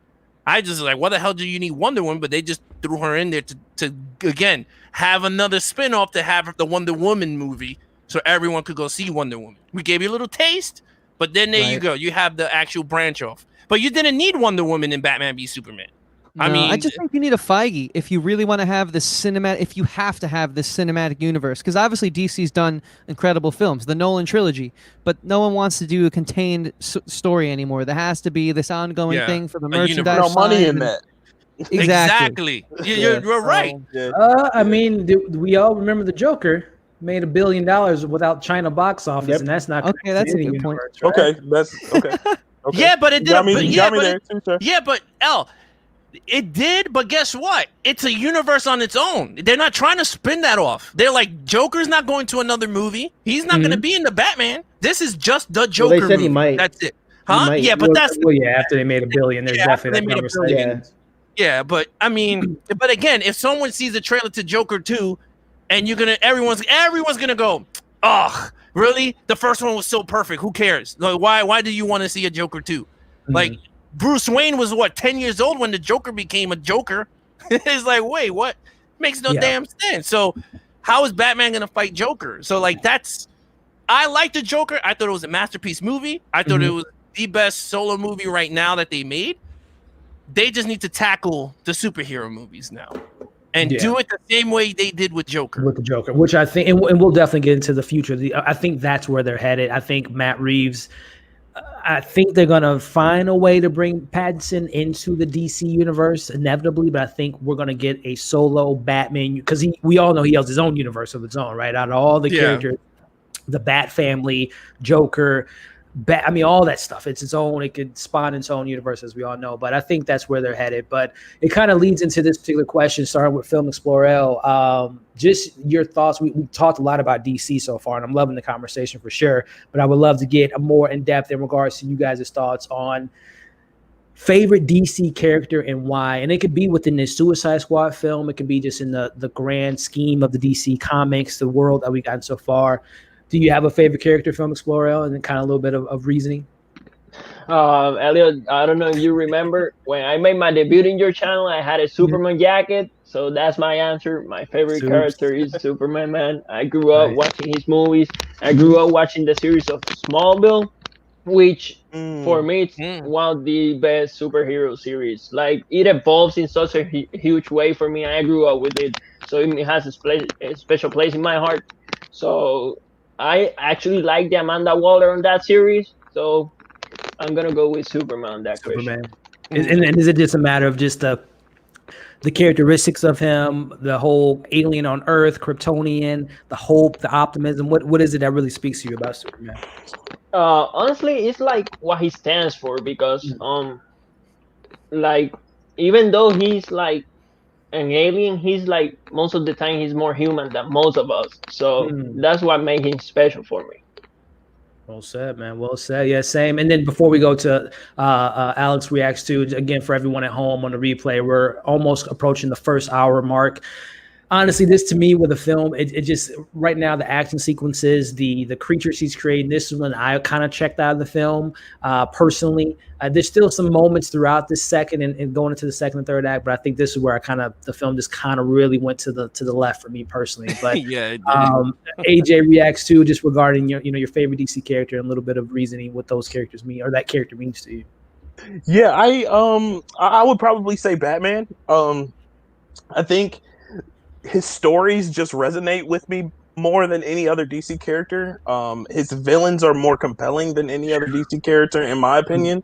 I just always resonated with that character, and like I used to watch The Batman. I don't know if you guys know of it, but growing up, it came on Kids WB. If you guys remember that at all, the cartoon animated series. I always will watch that, and Batman Beyond, and those stories were just so compelling to me.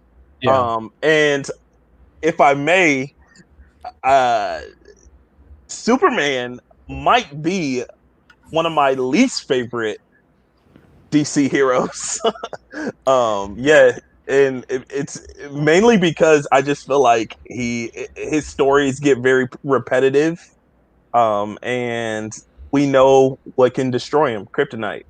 Now, Batman has internal conflicts that he deals with, and I just feel like it's so much more of a complex character. Which is why I like Man of Steel, actually, because some people didn't like the ending that him killing Zod, but it's actually the story that leads Superman to that rule. So it's like not our Superman, then he goes to trial in BBS. So it's something like I like Zack Snyder involving the Superman, which is something that we haven't seen before. Yeah. I actually did enjoy Man of Steel though. I did like that movie. Mhm. And Underrated I enjoyed, movie. Yeah. It is. I agree. Very I underrated. agree. I feel like it has And the gotten more score is- appreciated over time. Yes. The score.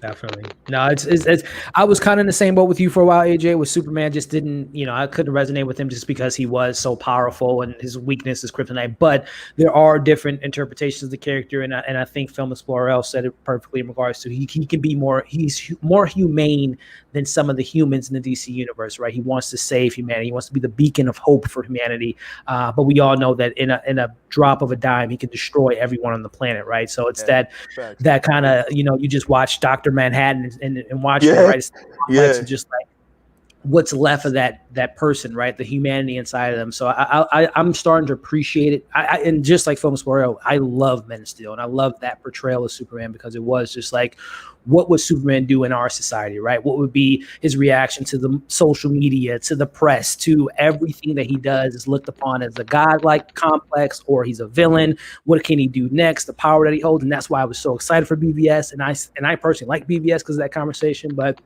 that's another conversation for another day. I mean, he can't do anything if I go down to the CVS and grab some kryptonite. I mean, that's true. But kryptonite, it is everywhere. Hard to come about. It isn't something that you could just buy off the shelf. That's why Lex Luthor and kind of where he comes in and how they use that, and also use his loved ones. His Martha, Ken, and obviously Lois Lane and all the people he gets attached to. His brotherhood within the Justice League. So that's his other weakness too, right? It's just he wants to save everyone. Yeah. But Alex, same question for you, man. I think I know the answer, but if you want to let everyone else know your favorite DC character, it could be a villain too. We can mix it up if you guys want to. But it's funny though, like when he said go to CVS and buy kryptonite, that's what Smallville season 1 was. Everybody in every episode had kryptonite. I was like, wait a minute, everybody had it. You did your toothpaste, all of a sudden he had toothpaste power. You're like, wait, like what? Like, nah, but yeah, no, my favorite, I go villain. My favorite villain is Joker. And then my favorite character is Batman. And I got my boy right here. See the 18-inch Batman pop. Wow. But that's dope. So like the reason why I picked Batman is because I love the fact that he's a human that don't need superpowers to take someone down. Like he needs to think before he acts. Like wherever situation he's in, he has to think it through. Like, okay, I'm not just gonna bum rush Superman. What did he have to do? He has to find his weak points. Kryptonite. Let me go get kryptonite. Let me build my suit. Then I'm gonna go whip his ass. Like that's pretty much what happened. And I was like, strategy over strength. Exactly. And that's the thing I love about Batman. Even if you read like what was the cartoon that someone hacked into the Batcave and he had all the weaknesses of the whole Justice League? Doom. Justice League. Yeah. And people were like, "Why did you have that?" And he said, "Just because in case you turn bad." Like, plans, man. You always got contingencies. And I love that. And I'm like, that is so awesome. Now, Joker, I think Joker is like an awesome character. I love Scarecrow too. That's another character I'm very big on. Yeah. And I think that's a character, and I always tell my friends this, if I was a director or a writer, Scarecrow would be my number one focal point to bring in the crowd. And not the whole, like, the Christopher Nolan, I'm Scarecrow, and the stupid cameras going in your face, and he's like, Scarecrow. Like, the way they did it in the video game. He's scary, like Freddy Krueger style. Like, he stabs you, and your nightmares are going to go crazy. And I love that. And I'm like, man, you could do so much. And I just hope DC movies will go down the line of stop banking on Joker. There's so many great villains in the world, in the comics, that people will accept it if you do it right. Mr. Freeze, Hugo Strange. Those Batman villains, man. I'm telling you. Even Man-Bat. Yo, dude, you can do a Man-Bat episode and people will love it. Someone turned into a bat. Like, people who love that. With the CGI, the guy's like, oh, into the back wings come out. I love it. I don't know. That's just me. Yeah, no, I mean, Batman is, I'll get to mine in a little bit, but Batman's definitely up there for a lot of people. But Chris, man, just curious on your DC character. Again, it could be from a villain, a hero, a more obscure character? Just who's the guy that or the girl that sticks out to you in the DC universe, man?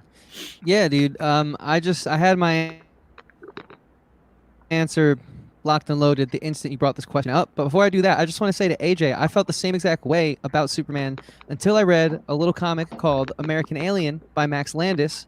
And it really changed my whole perspective on him. That is a brilliant comic. It's a little bit of social commentary, and it just kind of brought what Phil Moxporel was saying, the humanity. He's not larger than life all the time. He still has a human side to him into the equation. So I would suggest that comic if you kind of want to just sort of see like a different side to Superman. It's a really, I think, great read. But for me, Aquaman, dude. Because that's the first. That's it. That is the first. Not only do I think it's a rich mythos and just as rich of a world to explore as Batman, I think he has equally as compelling villains. I think the whole Atlantis thing is just so interesting. And I just got to say, he is better than triggering me, bro. He can do everything Superman can do, but he can also talk to fucking fish, dude. That is so badass. That is so bad. I'm not even trolling. Chris, you're triggering me, bro. I'm not kidding. Plus, he's more humble. He's a little more humble than Superman, in my opinion. So, hey, man, I love it, Chris. I don't know if I agree with the Rogue Gallery. Yeah, I'll give you that. I mean, I guess the villain would be the ocean because we don't know the depths of the ocean, and that's a scary thought of its own. We got Orm, the Ocean Master, and obviously Black Manta and all that, but that's where it kind of shuts off for me. It's just like, well, who else do we have? Global warming, global ocean. Chris, did you enjoy the film? Well, I kind of didn't. I thought. No, not really. I thought the casting was great. I visually it was really like beautiful and pretty and all those kind of words. But Aquaman gets me because the comics, dude. I just think it's a really good read. Every time I've read it, every incarnation just makes me really enjoy it. I mean, he's a great, like you said, Chris. I mean, he has the abilities of a Superman. He is the king of Atlantis. He has that responsibility. He also is a human, half human. So there's a lot of complexity to Aquaman. He's obviously got the butt in the jokes from South Park, and all the commentary that's been made on the character. So that's a great. He pulled Mira, man. Like, dudes. Yeah, Mira. That's a point. That's a good point. Yeah, exactly. The most beautiful Can redhead. I change my answer now? No, just kidding. I love it. Aquaman, awesome. And everyone in the chat, let us know some of your favorite characters and who resonate with you. But yeah, Mac, man, same with you, man. Just your favorite character and kind of some reason and why. Well, it's a tie between two. It's a hero and a villain. I'll say the villain first because the hero might shock you. Villain, I'm a big fan of Darkseid because I grew up with the Superman animated series, and I think Darkseid is like such a cool villain. And I don't know if you guys seen the latest DC animated film, Apocalypse War, which is like the big like Endgame style, their version of the DCEU all combining together. It was voiced by Tony Todd, and Tony Todd's like one of my favorite character actors. And just seeing Darkseid being on screen and everything, just wrecking absolute shop is just the best. And then like if you play Injustice or anything, he's like the best fighter in that game. Yeah. But agreed. And my favorite hero. Not a lot of people say this because a certain movie came out a few years ago that everyone hates, and that's Green Lantern. I love Green Lantern.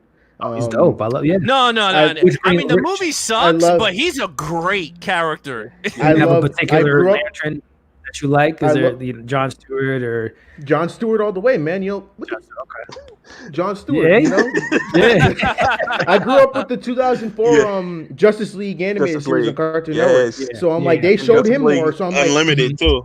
Mm-hmm. Yeah, so they showed him more, so I didn't even know there was there's a white Green Lantern. I just knew there was a black didn't know one, either. So. I didn't know either, man. I'm like, what? But yeah, Green Lantern is just like the ability to just make something out of a ring. Like that's kind of cool. I want that. Yeah. I just want to pick up a ring and be able to have a nice suit and make anything out of my mind and willpower. Let's go awesome. Yeah. Oh, and they got a Spanish chick. A Spanish chick is Jessica Cruz is the Green Lantern. And I was like, yes, Spanish people got a hero now. Diversity. Yep. Like, hey, man, I hope that we get that in the Green Lantern TV show. I hope we get some of those different lanterns. Oh, that would be awesome. Agreed. Yeah.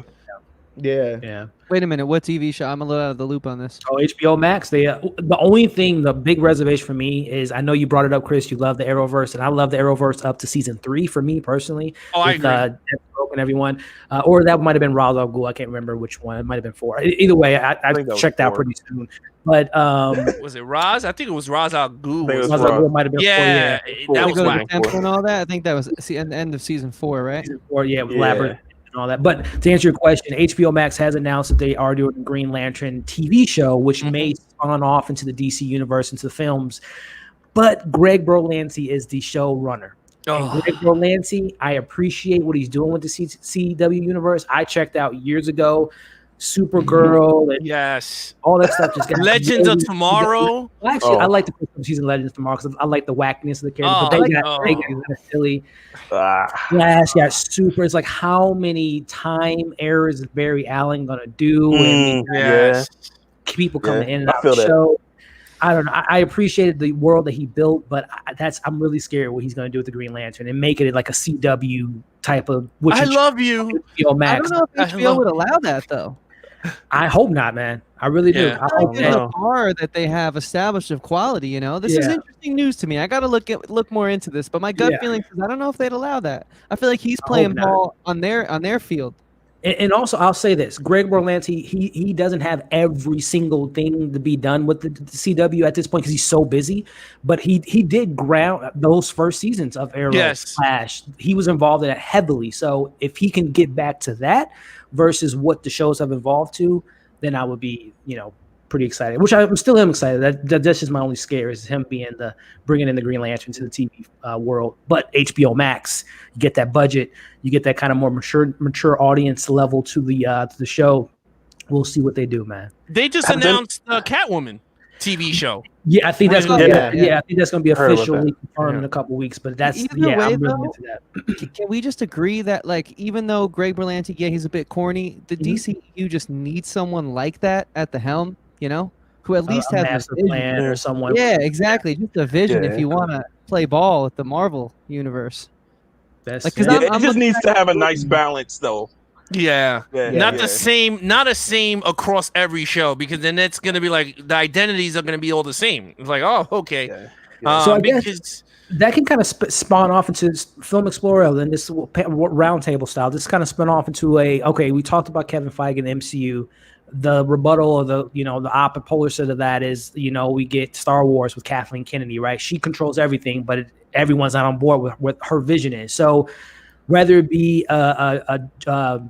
what is his name, John Bird, whether it be the writer whose name is slipping me now from the DC Comics, who was like the head of DC for a little bit. What's his name? I can't think of his name. Jeff Johns, yeah. Which I think he was trying to do that for a while. But there is only one Kevin Feige, right? So it doesn't, just because we've seen Kevin Feige do what he does, doesn't mean that if DC hires someone just to oversee everything, that they're not gonna, that might not be a Kevin Feige. So just your thoughts, Film Explorer, on that question. Does a studio like DC need a Kevin Feige that knows everything and is involved in everything, or can it be lead by committee? Hey, Patty Jenkins. Hey, James Wan. Hey, David F. Sandberg with Shazam. Hey, Matt Reeves. Let's get you guys in a writer's room and let's build this universe as a team versus Kevin Feige, go in the closet, plan out everything, lose your hair in 10 days, and making all these decisions that may or may not work. So which approach do you think you would prefer? Okay, for me it depends honestly because like for me DC had Kevin Smith for a little bit. I feel like he was Feige's version for the DC, which didn't work. But like when Justice League came out, they had the scene where Aquaman talks with Mira, and there was like a oxygen bubble, and James Wan said no bubbles in my movie. So that's like if the directors and the writers have a specific take on their characters and they actually know the character, they might do a better job than having one lead to like all the movies. So Yeah. it honestly depends on what direction they head. Yeah, because the same thing happened with Patty Jenkins and Wonder Woman. They reconned everything Zack Snyder did with Wonder Woman she left the humanity because of how dark and everything went, but they reconned that in her film. So yeah, that's a great point. Same with you, AJ, man. What's your preference of the universe? Lead by committee, or one person has all, says all? I think lead by committee is what I'm leaning towards more, because I feel like some of these films just are not quite on the same page, but they are universe building. So it just doesn't really make sense to me why they're doing it the way they are. But yeah, like I think once everybody's on the same page and has one vision, I think just everything would you'll have just better results. Yeah, I'm right there with you. Alex, same thing for you, man. Just in regards to just preference, would you like to see Patty, James Wan, Matt Reeves all kind of collectively build this universe as a team, or would you like a Kevin Feige that can kind of make the decisions and have that narrative? I think they should build a building in a studio lot and have one president dude or whatever, and they have just a room. And whatever they want to do, they lock themselves in there and they all talk amongst each other. This is where we're going. We're here. This is what's going to attach to you. Because what happens is, let's say you do it with all these directors. They're going to want to have more money to come back for another term or whatever. Patty Jenkins already said the third movie might be her last. So let's say she does you want to do another Wonder Woman 4 or whatever. That means you're going to have to pay her X amount of money just to get her back into the role. So for me, I think you need to get someone that knows the material front and back, sits down and has good communication. I have a feeling is that no one is communicating because everyone is trying to be that first director to bring their movies to the big and go, oh, this is the vision. And then everyone goes, this is the way I wanted it. You should get him to do all the others down the line. You need the face of DC to sell everything. And I think that's what they need to do. Whether it's Jeff Johns tried it. Yeah. And he's the idiot that got Josh Whedon to do this whole reboot with the Justice League. And then you need someone that knows the business front and back. Same with you, Chris. I mean, we talk about it when we had your Star Wars Rogue One, or whether it was Solo. Dave Filoni, right? He's that guy that people might want to take the mantle from Kathleen Kennedy, or just be Kathleen Kennedy. You are the CEO, but then Dave Filoni, Jon Favreau, you guys are the TV movie guys. So the content creators. Would you want that in the DC universe? Or to kind of go off what Alex was saying, maybe on playing devil advocate, you put all these people in the room, but it's a lot of egos in that room, right? And they don't want to be locked into a 3-year, 4-year, 10-year agreement. Being locked into, like you said, Patty Jenkins, she's smart, right? She was like, I will see if I'll come back for Wonder Woman 2, pay me money. Yeah. Well, Wonder Woman 3 maybe my last one, I think that's smart on her end, but for DC, it's just like the re-up. You got to keep paying them more, triple, but I think she deserves that personally. But just your thoughts on the lead by committee versus just the solo person with everything in the control of the DC universe. Yeah, I mean, I don't think it has to be just one person or a set number of people, but what I do think there has to be is everyone who's involved. I think they need to get together. They need to figure this out, because here's the thing. I'm okay with it sort of, and this is what I guess I've been trying to say, and now let me elaborate. So, like, as great as I think Feige is, I think Phase 1 kind of all has the same feel. All the movies kind of look the same. I think Phase 2, you could say the same thing. I think Phase 3, you could say the same thing. Whereas with the DC universe, Shazam was an awesome origin story that felt completely different than Wonder Woman. That felt completely different than Aquaman. They all have their own flavor, which I think services the character. But if we don't know where we're going, that works for an origin story, but then it's just all going to fall apart. So I think they got to figure out what works for them, but I think there just at least needs to be, like, even if it's just like a document that's so detailed that they're like, okay, cool, we got to get from point A to point B. And if everyone just kind of like on the honor system realizes, like, well, it's my job to take Aquaman and get him here so that when he teams up with the Justice League, obviously they didn't do that. They didn't take the Marvel route. But for example, when he teams up with the Justice League, his motivations in that team up film feel just as strong as Batman, Cyborgs, Flashes, all of them together. So I don't know what they have to do, but I think they got to at least like evaluate and service the characters in a way that respects the source material. Because, DC was the first comic book brand. These are like the first characters, and Marvel wasn't too shortly after, but like they started this all. So there's obviously a rich history there that I think is being tainted, and that's where I get like passionate about. That's why I love DC as well. So it's just frustrating as a DC fan looking at these movies and just like being afraid of what comes next. Whereas with the Marvel universe, I'm like, let's go Phase Kinda what 4. this I'm is, so yeah. pissed Corona delayed it, you know? So that's where I'm at with it all. It's such an interesting conversation what you just said, Chris, because again, I think so minus DC, it's Warner Brothers, right? The whole idea of Warner Brothers is it's an auteur or director driven studio, which completely goes against Marvel's approach, which is we're going to hire you on to fit within a certain narrative. You can be a James Gunn and get a little wacky in Guardians. You can be a Russos and bring a more groundedness to Captain America. You can be, all the Phase 4 directors from Nia DaCosta, Caitlin Shortland, all these are independent directors that have no big budget name behind their name, right? But Marvel has now worked into the system where DC's like Christopher Nolan, this is your baby, run with it, right? You don't have to, sure, you can do whatever you want with your universe. You don't have to, because I think the goal was to have Brandon Roth, Superman to tie into that, Christian Bale, as well as Green Lantern, Ryan Reynolds. That was supposed to be somewhat of a building universe. Really? I didn't Yeah? know that. Oh no! No, that's the thing, right? Ryan Reynolds and the Christian. Oh my Oh god! gosh. Yeah, Who are you? that was supposed to happen. Yeah. I'm glad that didn't happen. I'm really glad that Director didn't happen. Christopher Nolan said, "Not my Batman. You're not doing that with my universe." And I think Matt Reeves is kind of saying that to a certain extent. Like a lot of his stuff has been like, "This is my own thing. This is my own universe." There's really not a lot of connections to the DC universe, so it's kind of like. We want these directors to have their visions, like a Zack Snyder, like a David Ayer that didn't get the opportunity to. But we also want that, like you said, Chris, Aquaman's movie, when he goes into this big budget movie, this team up movie, his motivations are, we know where he came from a solo film, but does James Wan have to abide by those guidelines? He can't be creative because he has to tie into the next Justice League film. So it's kind of it's always that, that debate, right?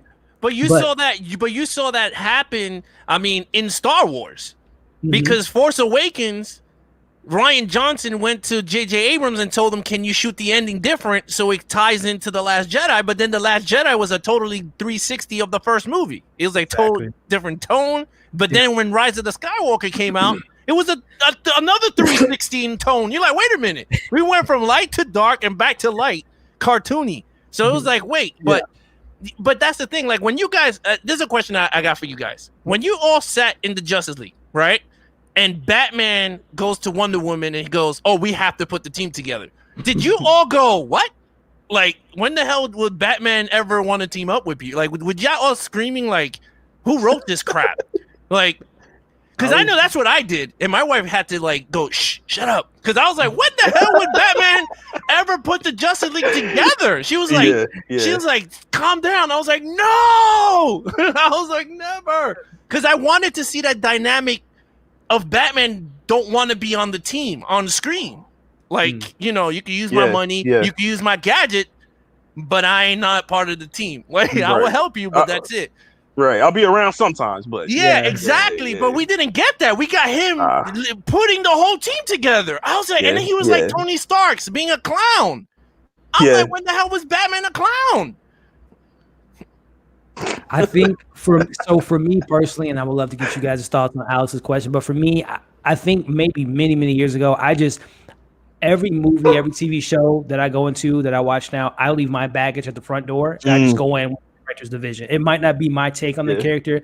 Let me just see what they're trying to do. So for me, I was already used to it with Zack Snyder's Superman not being the traditional Superman. So I'm like, okay, I'm just going to see what his story is. It might not be my take, my aspirations of the character, but this is his take on it. So let me just see what he does with it. So I was okay with it because, again, it was his vision, his version of Batman. That's a leader that's now atoning for his sins for killing Superman, and now he wants to make up for what he did, which was take hope away from humanity by having Superman die. So I was okay with it. I was like, let's just see where they go with this. But I guess what was everyone else's take on that decision? Well, I didn't answer the last question, the one with the committee or the person for the DC. Combine Alex's question in with the committee aspect. Yeah. Well, I think that. Well, first of all, I didn't really I think what Zack Snyder was trying to be like, he's like, well, Superman inspired Batman to be like, hey, he wants to inspire people. He wants to inspire change. So, seeing Superman sacrifice himself to get killed by Doomsday. So he was like, I murdered a lot of people in this movie, but I think I'm a good guy now. So You want to put together a league that serves out justice? Let's do this. So then it's like, Let's like, do this. and it's just like, I kind of got it because Zack Snyder, he has like his style of directing. He wants to tell a story because that's the same movie we had, Martha. But then with the whole committee or the top person, I feel like a committee would be better because even if you had like a top person like with Kevin Feige, it would lead to more problems because you've seen a lot of more directors from Marvel who have like left and they've had more bad things to say about like Marvel. Like I think Kenneth Branagh, who did Thor, he left. He said he hated working for Marvel doing the first Thor movie. He said just bad things all around. So I think having a committee would. Yeah, he said he did. Because I know he came back. He did Infinity War. That was his voice in the beginning with the beacon call. Yeah. Oh, I guess. Well, I guess he didn't like directing for them. I guess. Right. I got you. Okay. But yeah, he said he didn't like working for him. But like, I feel like with a committee, I guess like you can all have your share of things, and there won't be like a jumbled vision because with the DC universe, there was just so many jumbled visions because Man of Steel, Batman v Superman, those early days, they felt like those were the two films that were connected the most. But then like Suicide Squad, you just felt like doesn't feel connected. It was a little off. Yeah, it was like Batman, off and then filter. like Justice League came out, and you're just like, oh, this feels nothing like that. So I just think committee would be better. Yeah. No doubt. And then again, to Alex's question in regards to just you said so you were okay with that direction, even though it was kind of like weird. It was like okay, let's because it was just like I was just like at that point I checked out because it was like he said we should get a team together at the end of Batman v Superman, right? Yeah. Because I was just like, at that point, I was already 2 hours and 30 minutes in the movie, and I'm just like, I was so like out of it. Because when Superman just like I was like, all right, just let's roll the credits. I didn't really care, and then I was just whatever. Let's get this over with. It's like, all right, that was so me. Yeah, it's just you gotta get the Justice League together. All right, let's do this. Come on, get in the next movie. Next movie. Yeah, I was so excited for Suicide Squad. I didn't even care about Batman and Superman. Gotcha. Which, to the point of this watch along, we are watching, and I know we haven't really been keen in on every scene, but it's been so many great conversations. We can all see, as you guys can see watching at home on the replay, we're all fans of DC, right? This is like when would you rather us not talk about this to the world because we're so passionate about these characters that they can lead not only to Suicide Squad but to Batman and Superman. That's the beauty of this universe is these characters are so rich and so fun that I hope you guys weren't expecting us to deep dive into every single scene, which, by the way, we're an hour and 30 minutes into the film, close to. The group is coming together now. Harley Quinn, we got Katana, who just popped out of who I thought was underutilized as well. But at the end of the day, we love these characters, guys, and it's a great conversation. But there was a question that I saw in here that I thought was interesting. I think it was certain vids about who's people's favorite Joker was. I'm trying to find the comment, but. Sorry, that was Trevor over. Film Geeks. Yeah, 835 or 853. 853. Okay, but Film Explorer. What's your favorite? Just kind of a side tangent in regards to Jokers. Who's your favorite Joker? It honestly depends what you're referring for the Joker with me, because for me the best Joker concept overall it's Mark Hamill's animated version of it. I just love that version of the Joker. That's like. Yeah. I have my respects for Heath Ledger's take on it. He did an incredible role, no pun intended. But I feel like Mark Hamill's voice, laugh, it's like super accurate and super creepy. That just takes the top spot for me. And right below it, in a really close fight, it's Heath, of course. But for me, it's Mark Hamill's version of the Joker. Nice. AJ reacts. You got a favorite Joker, man? Like I said, there was a show on Kids WB called The Batman. And its Joker, it did have a different type of feel than Mark Hamill's the Batman animated series, but he had dreads, and it was a different take, and I enjoyed that one probably the most. And then I would say probably Heath Ledger and Joaquin Phoenix in order 1 through 3. Nice. Mac Reviews, what's your Joker preference, man? I'm gonna have to say Heath Ledger because like that was my first like introduction to the Joker, and I was just like, wow, this performance is so like captivating, and it's like it's hard to compare all of them because it's like Cesar Romero, he was more like the campy version that introduced the world to the Joker. Jack Nicholson was just like the gangster going into just like getting revenge of the mob. Then Heath Ledger was all about chaos, anarchy. Jared Leto was more of like kind of like I call him the hipster, Tumblr, gangster Joker, and Joaquin Phoenix is kind of like the societal Joker that is kind of current to nowadays. But Heath Ledger, best Joker for me. Nice. What about you, Chris? Yeah, I'm with Mac, man. Heath Ledger all the way. Not that I don't enjoy the Mark Hamill version as well, and there's a few others, but it's just like I was the right age. I was like, a young teenager, and that movie was awesome, and he was a huge part of why that movie was awesome, and that series is a huge part of why I love movies as much as I do now. So stars kind of aligned in regards to Heath Ledger, and great performance. No doubt. And then Alex, man, who's the Joker for you, my friend? Oh, this is tough because each of them is all different. Right. In one way, they all have unique traits to the table of the Joker. Like I love the Mark Hamill one. Like I love that one. Jack Nicholson for me, I don't know why, but I like that Joker. So if I have to put them in order, would be Jack Nicholson, Mark Hamill, Cesar Romero, Heath Ledger, and then Joaquin Phoenix. I mean, they're all great. Like I can't just go. I just can't go like which one is my favorite one. Yeah. Like I mean, if I go modern, it's gonna say, well, I pick Joaquin Phoenix's Joker more over than the Heath Ledger. Like I mean, I know people are gonna be like, what, really? But yeah, I enjoyed that character more than the other one. It's like choosing your children. Yeah, can't hardly choose. Yeah, like I can't pick it. I just think they were all so unique in their own way. That it's like you can't. And I know a lot of people do. So like when the minute someone goes on the screen, it's like, oh, well, he didn't play like he did in 1984. It's like, yeah, it is 84. We're in 2000. Like better script now than what it was in the 80s. So No, definitely. That's like super important. Like when you're first introduced to the character, because that first impression is like what you have in mind most of the time. Exactly. So like mine would be Cesar Romero. That's the first Joker that I saw as a kid. Was the old Adam West Pow Poom Pang TV show. So I mean, but I'm not gonna go down that route. But I just enjoy all of them as a whole. Yeah. As a whole package.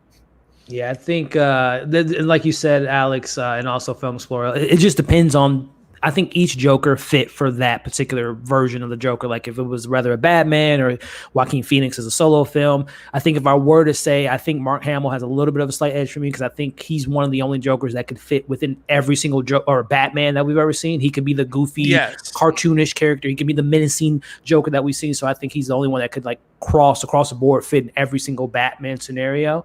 And maybe Heath Ledger to a certain extent as well. And also I give mad props to Heath Ledger because I think with Joaquin Phoenix, he got a full-length film to explore the character. And we always talk about Heath Ledger, who wasn't even the main character in that movie, right? And he won an Oscar for that performance. So it's, rest in peace to Heath Ledger. Definitely a lifetime performance there. But it's just a great character. That's the beauty of the Joker. And I'm wearing my Joker shirt tonight because he is such a fascinating character, the yin to Batman's yang. So he's a great character, man. And I'm really excited to see what Matt Reeves' version of the Joker is going to be. There's been, speculation of who they, I think Johnny Depp was named in the mix. I would personally like to see maybe a Lakeith Stanfield or maybe a Dan Stevens in the role, but it'll be really interesting to see who they put in that role when it comes to that version. Johnny Depp? Yeah, he was for the longest. His name was brought up as the Joker. Very interesting. Yeah, which Did you say Dan Stevens? Yeah, I personally like to see either Dan Stevens or Lakeith Stanfield. I would like. I never thought about that, but that sounds cool. Yeah, I still stand by the fan cast I did. I know Elliot and I have talked about it. Willem Dafoe. I would have loved to see Willem Dafoe as the Joker, especially now after seeing him interact with Pattinson on The Lighthouse. I would love to see that match, that Batman Joker match. Yeah. Well, you still could That is see a him. good fan Yeah, you cast. could. Yeah, Yeah. you could still see him because technically, if you put him in all the makeup, he'll look exactly like the Joker from the Arkham video game, all Yeah. wrinkled Yeah. and acting weird. So it could work. Speaking of video games, did you guys hear today that Rocksteady is going to the create developers for Batman Arkham games? They're going to be making a Suicide Squad. Yeah, they video announced game? that I think a few days ago. Yeah, I was going to Yeah. bring that up a Yeah. little bit later with the That's future cool. of the DC, That's which I cool. think is going to be really interesting. That Superman's their target. It doesn't mean we're going to play as Superman or you're going to play as Suicide Squad. I Oh, think that's a really no. interesting idea. But Like, yeah, go ahead, Mac. oh, interesting with Superman is that I don't know why. When I found this out a couple years ago, I always want, like, for some reason, I want the Nicolas Cage Superman movie that never happened. Yeah, R.I.P. to John Schnapp, man. Really? I don't Yeah. know. I don't know if I could. It was wacky, man. Christopher Walken and Brainiac and a giant spider, and it was wacky. It was wacky, man. I think if they would have brought it out animated with him doing the voiceover, I would have said, okay, cool, but I don't know if I could see Nicolas Cage with long hair. I didn't see they did get his voice in, what was it, Teen Titans animated? They used his voice as Superman, Nicolas Cage. Mhm. Yeah, and then he was in Spider-Man too. He was Go, the yeah. noir. Yeah.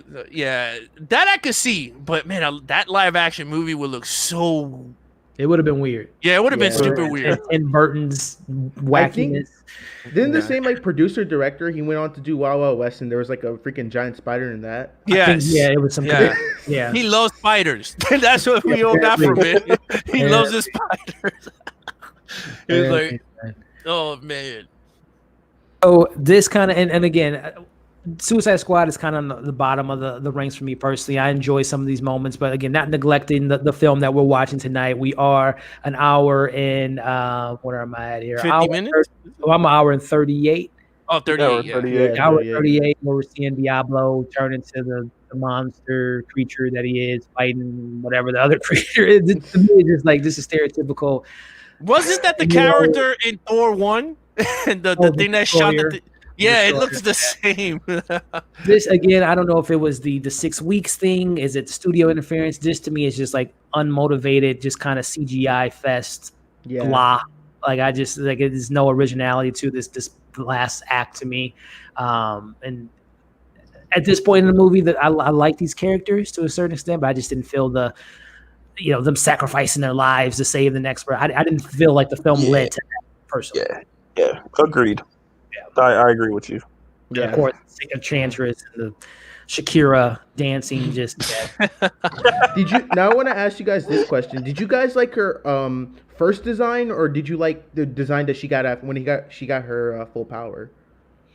The first design, the more witch power, like the more supernatural witch design is a little bit more aesthetically pleasing for me personally. Okay. But man, I wish Katana was in it a lot more. Yeah. Katana's such a cool. I think pretty much all of the characters are underutilized besides Deadshot and Harley Quinn. That's my personal opinion. Yeah. Which is rightfully so, because you kind of knew with the star power of the team that they were gonna exactly take away from screen time Everybody. from everyone else. Yeah. And that's the You have problem. so with many group. characters. Mm-hmm. Yeah, and that's the problem with group movies. I don't like them much because it's like your favorite character, whoever it is on the group, won't have that screen time. Yeah. And you're like, oh, Unless that they're sucks. a really big name. Yeah. right. Or in the So- case of, again, we brought up Marvel, when you have the Avengers film, you already have 2 Captain Americas, 2 Thors, 2 Iron Man, so you've already gotten that screen time with those characters, so it doesn't feel as like shortchanged for the audience. But I would love to get you guys' thoughts on this question here. But I mean- I know we all. Yeah, go ahead, Chris. This looks like Ghostbusters, right? Oh, yeah. I mean, like I said, all this stuff to me is I was just gonna like. say like Yeah, cheesy, man. Cheesy. Go ahead, Chris. I mean, it's not that there isn't heart in this movie. It just sucks that it doesn't feel like it comes from like the filmmaker's side. It feels more like the actors are really giving their all. Yeah. But, Yeah, I think for me, it's just, again, I just didn't feel to this point in the film, I just didn't feel that brotherhood, that camaraderie, that they were willing to lay their lives on the line for one another. I just didn't feel like it was quite earned, and again, in a 2-hour time span. But I think, again, and we'll talk about obviously James Gunn's take on these characters potentially and all that good stuff. But yeah, I definitely agree with you, Chris, because I did follow this film a lot because I was really excited for this film. And it seemed like everyone on set loved hanging out with each other, learning who the other person was, Will Smith and the Entanglement or Margot Robbie. I was wondering if you were going to bring that up. Oh, You yeah. didn't bring that Go up. there. once- You once didn't- somewhere. There was some connective stuff going on there. But, Well, I mean, if you do a movie a Elliot, year bro. before and it's like, come on, like Yeah. she's in this one, it's kind of like it's gonna raise some eyebrows. It's like The Yeah. Rock and What's the Alexandra full- Daddario. Yeah, like mm. what's the full Mm. situation there? I try not to really get into the gossip, but since you went there, like what's like You want to take it, AJ? You want to go ahead and No, I don't know It's much about it. So it's like a pair. So you know how Will Smith and Jada Pinkett they're having like, I Yeah, I forgot heard the about guy. all that. Yeah, so now there's rumors going around that Will Smith and Margot Robbie may have had quote unquote an entanglement on set of Suicide Squad or Focus. I say it's Focus because that they did it a year before, and it's like Will Smith gets cast as Deadshot in Suicide Squad, and Margot Robbie's like right, next to him, and they focus on them two the most in the movie. So you're like, did something happen with them off set that like you're focusing on them like they're kind of a couple in this movie? So I'm like raising some eyebrows like The Rock. You're like, okay, okay. I think there's fair some enough. weird photos out there too. Yeah, Yeah. them, like, Gotcha. very flirty. And Yeah. again, to each his own. That's still Yeah, related yeah, to their personal lives. But I mean, it's definitely Oh, definitely man. some tea, as they say out there, some TMZ stuff. But either way, Yeah.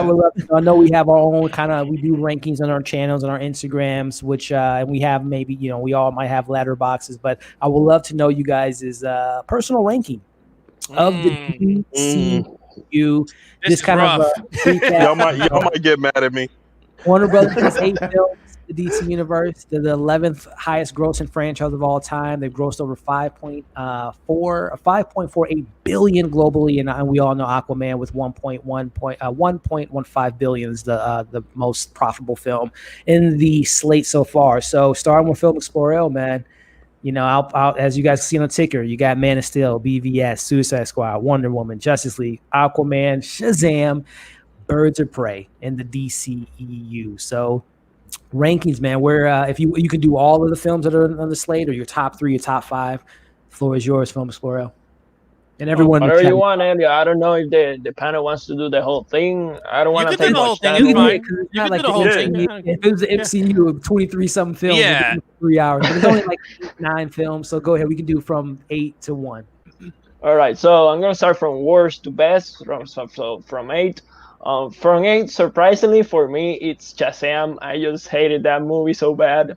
I know most of the people loved it, and it has pretty much great reviews, but just didn't cut it for me. It was just too happy for me, and I don't know, man. I gotta Number write this stuff down. I gotta write this down. I'm like in so many movies. Yeah, me too. I'm Yeah, I trying gotta to- write this trying to shit do Yeah, that. I have my phone. I have the list right here. I'm looking for them. So in position number 7 will have to be Justice League. For me, Justice League was a mess, Yeah. especially when after all that you guys know and the fans know what happened after Josh Whedon, right, came Josh in Whedon, yeah.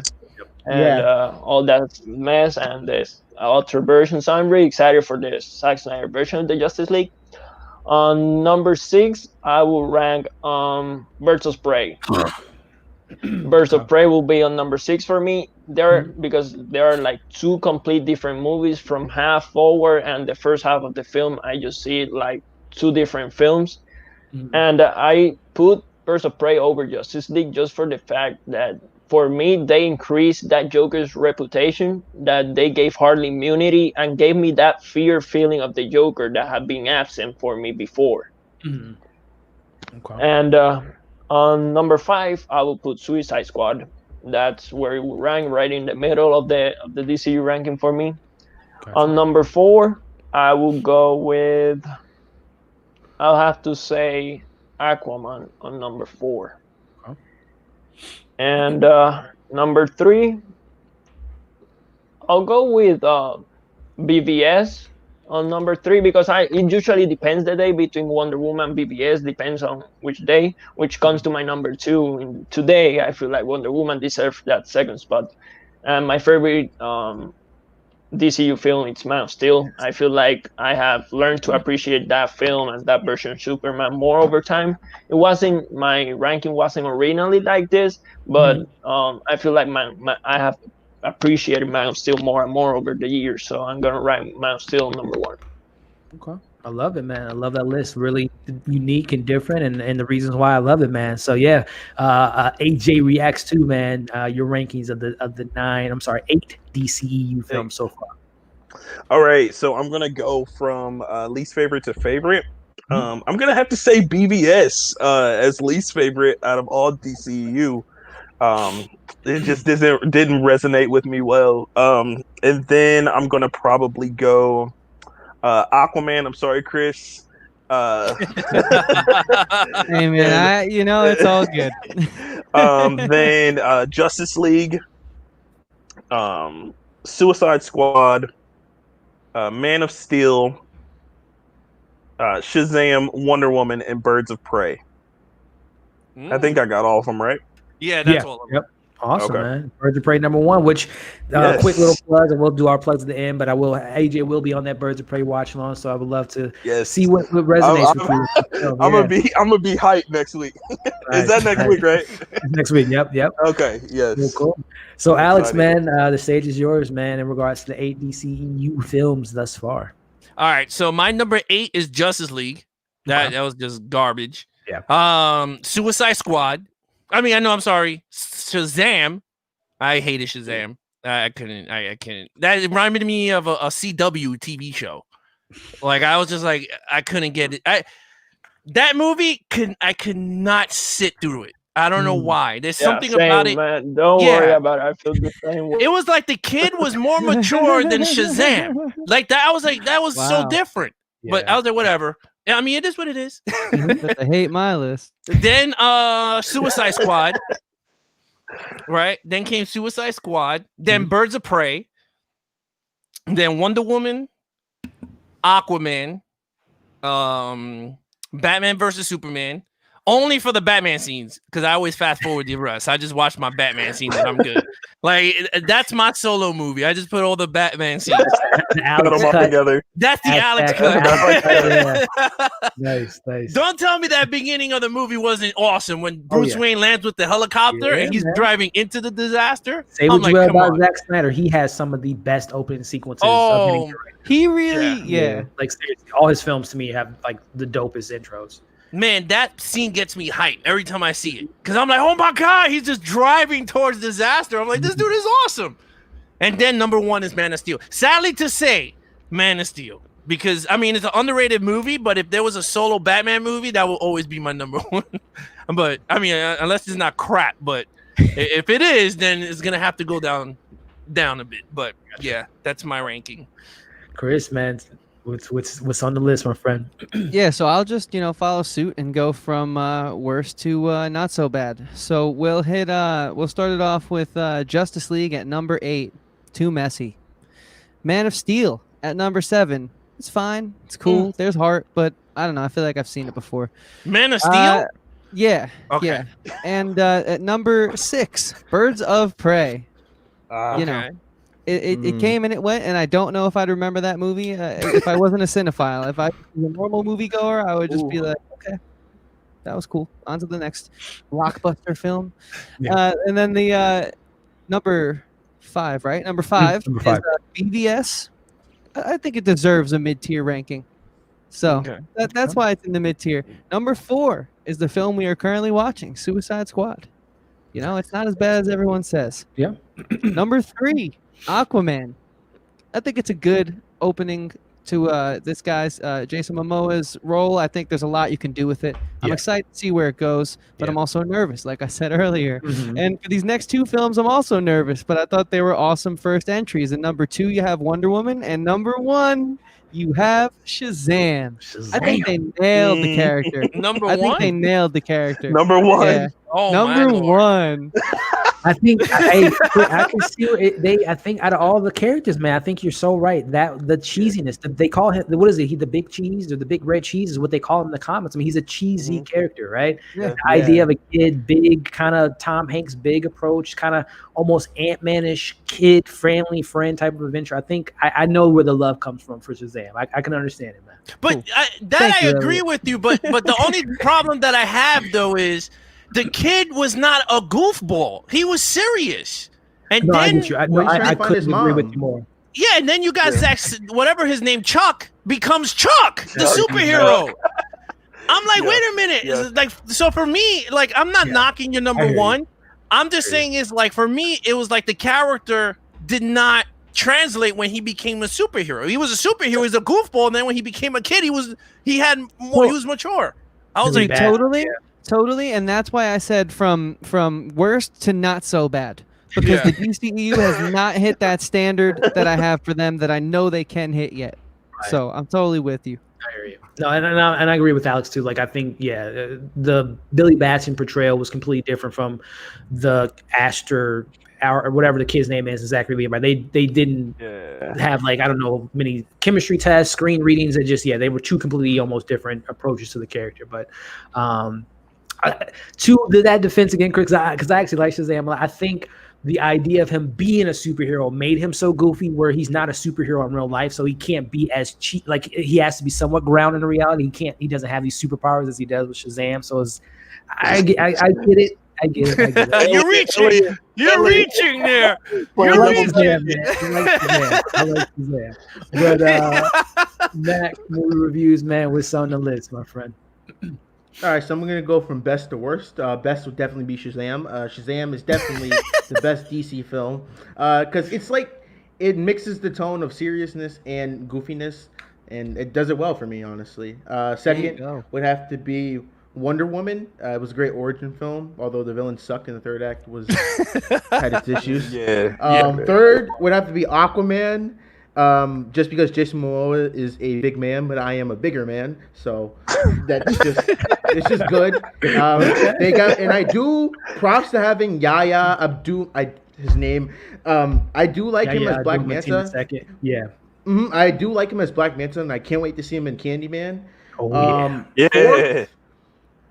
Fourth, I'm putting Batman v Superman, but I'm playing Devil's Advocate. I'm putting Batman v Superman the Ultimate Edition, not the theatrical cut. I'm putting the Ultimate Edition that's on HBO Max right now, because the Ultimate Edition, although it's 3 hours long because it adds 31 minutes, it completes the movie and it makes it more enjoyable to watch. It flows perfectly. The original issues with Lex Luthor, character motivations and all that. Fifth, okay, I have Man of Steel. Man of Steel was just okay for me. Henry Cavill's first portrayal of Superman at that time, I was just like, oh, look at this guy. He just kind of seems like a schlub. Just kind of like, just Superman. That's what I thought. And just like a schlub. I'm like, he just seems like, he's better than Brandon Ralph. That's all I can say. I was like, oh, he's just better than that guy. And then what really knocked that movie for me was just the destruction of Metropolis. I was like, Jesus Christ, tone it down, why don't you? And then 6, I have Justice League. Justice League was very just boring, and seeing maybe the Snyder Cut will, bring it up, but it's just what they did for it was not good at all. And then I have a tie for worst, and it's Birds of Prey and Suicide Squad, because there was a time where I would say Suicide Squad was worse, and I saw Birds of Prey, and it's wow, this is literally I'm having less fun in Birds of Prey than I was in Suicide Squad. But I kind of have a tie, because I wouldn't say they're bad movies. They're entertaining, because if you just turn your brain off and just have fun, they're just great. But at least with Suicide Squad, it's more quotable. It's blah, blah, blah, blah, blah, blah. And it's just all that. So that's my ranking. That's nice. Well, before I go into mine, and by the way, you guys have some really awesome lists. I love the reason and why and where they fall. But the film has ended. We're in the post-credit scene, which I think was the first post-credit scene in the DCEU thus far. This is, again, kind of going into the Marvel playbook a little bit. But I actually kind of like this setup a little bit, because I think, again, the connective tissue between this film and Justice League was going to be there. Again, going back to what that scene was alluding to was, you have your team, we're going to have ours. Justice League post-credit scene, Lex Luthor and Deathstroke, A League of Our Own. It was going to cross paths eventually. We were going to get Justice League versus Suicide Squad. I think that was something they wanted to do inevitably down the road, but we're not going to get, at least with these characters, iterations of the characters. So cool little teaser, little sting to the end of the film. And Chris, you saw Aquaman in a little package there, so I know you were probably excited there. So Aquaman, my man. Memories. But yeah, man. But to give you guys my list from worst to best, I'm going with, and to me, these aren't terrible films at the bottom of the barrel. But number 8 is Suicide Squad for me, just because again, we talked about up top, the editing, having a trailer company come in, just destroying whatever, even if it was good or bad, just taking away that artist's vision is always just hurtful to see in my eyes from a creative standpoint. So I see that could have been a good movie in this, but I just think the pacing, the lack of character development for, again, where I think the ending doesn't land for me is just because I don't feel like they've earned that trust with each other. They really didn't build that team. It just felt so quick that it happened. But that's my number 8.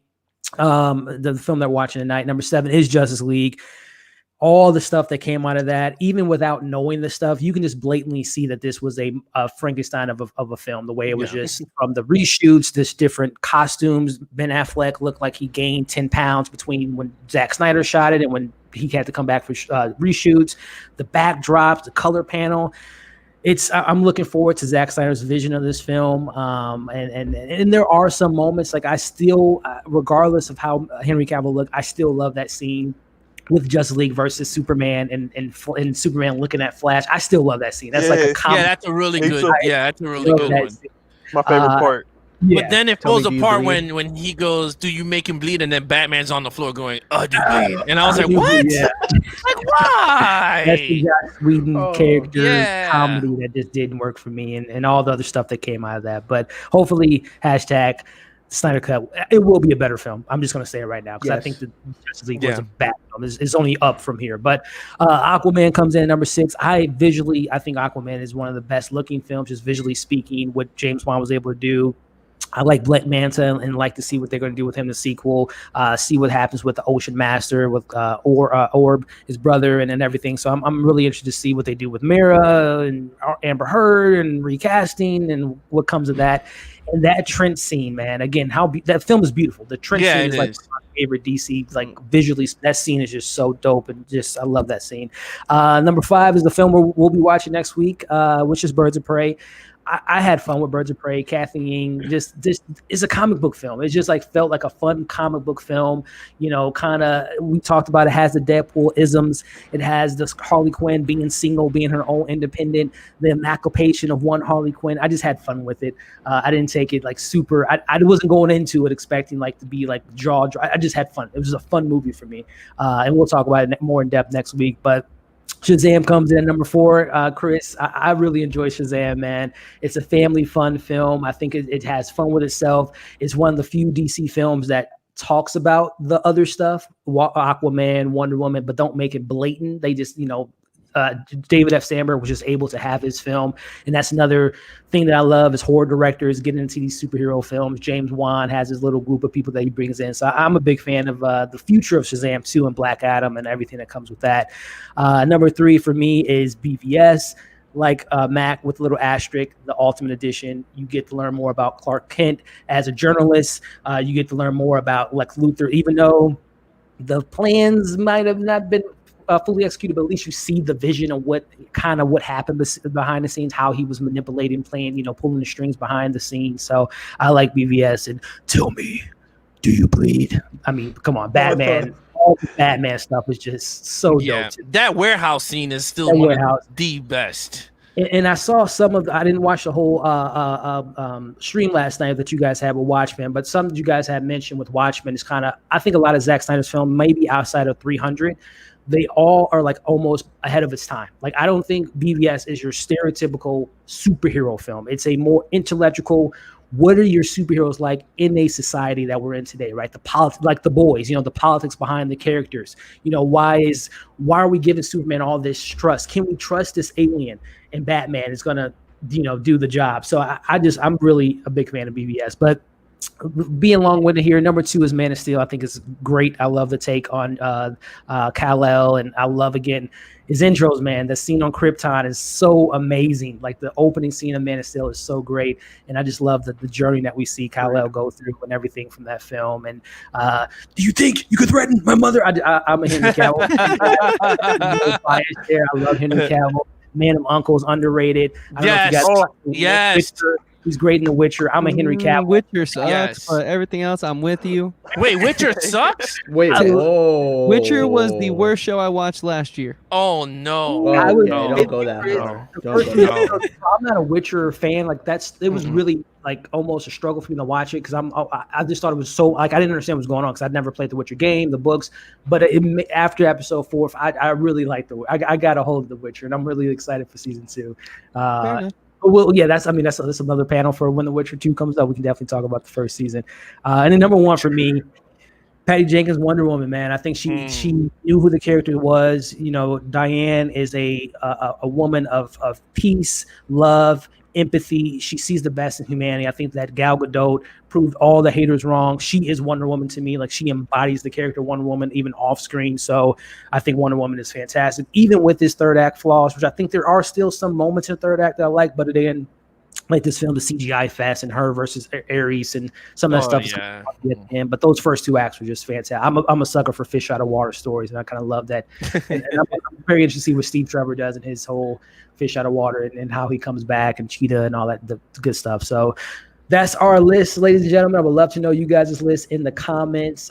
We all have some our 1 through 8's all kind of sort of different, but we'd love to know what you guys' lists are in the comments below. So wrapping up the panel here, just got a couple more questions for you all. We just finished the film. So with that being said, roundtable style, like we've been doing this whole stream so far, starting with Film Explorer, just kind of thoughts on the Suicide Squad, man. It just celebrated this 4th year anniversary this past Thursday.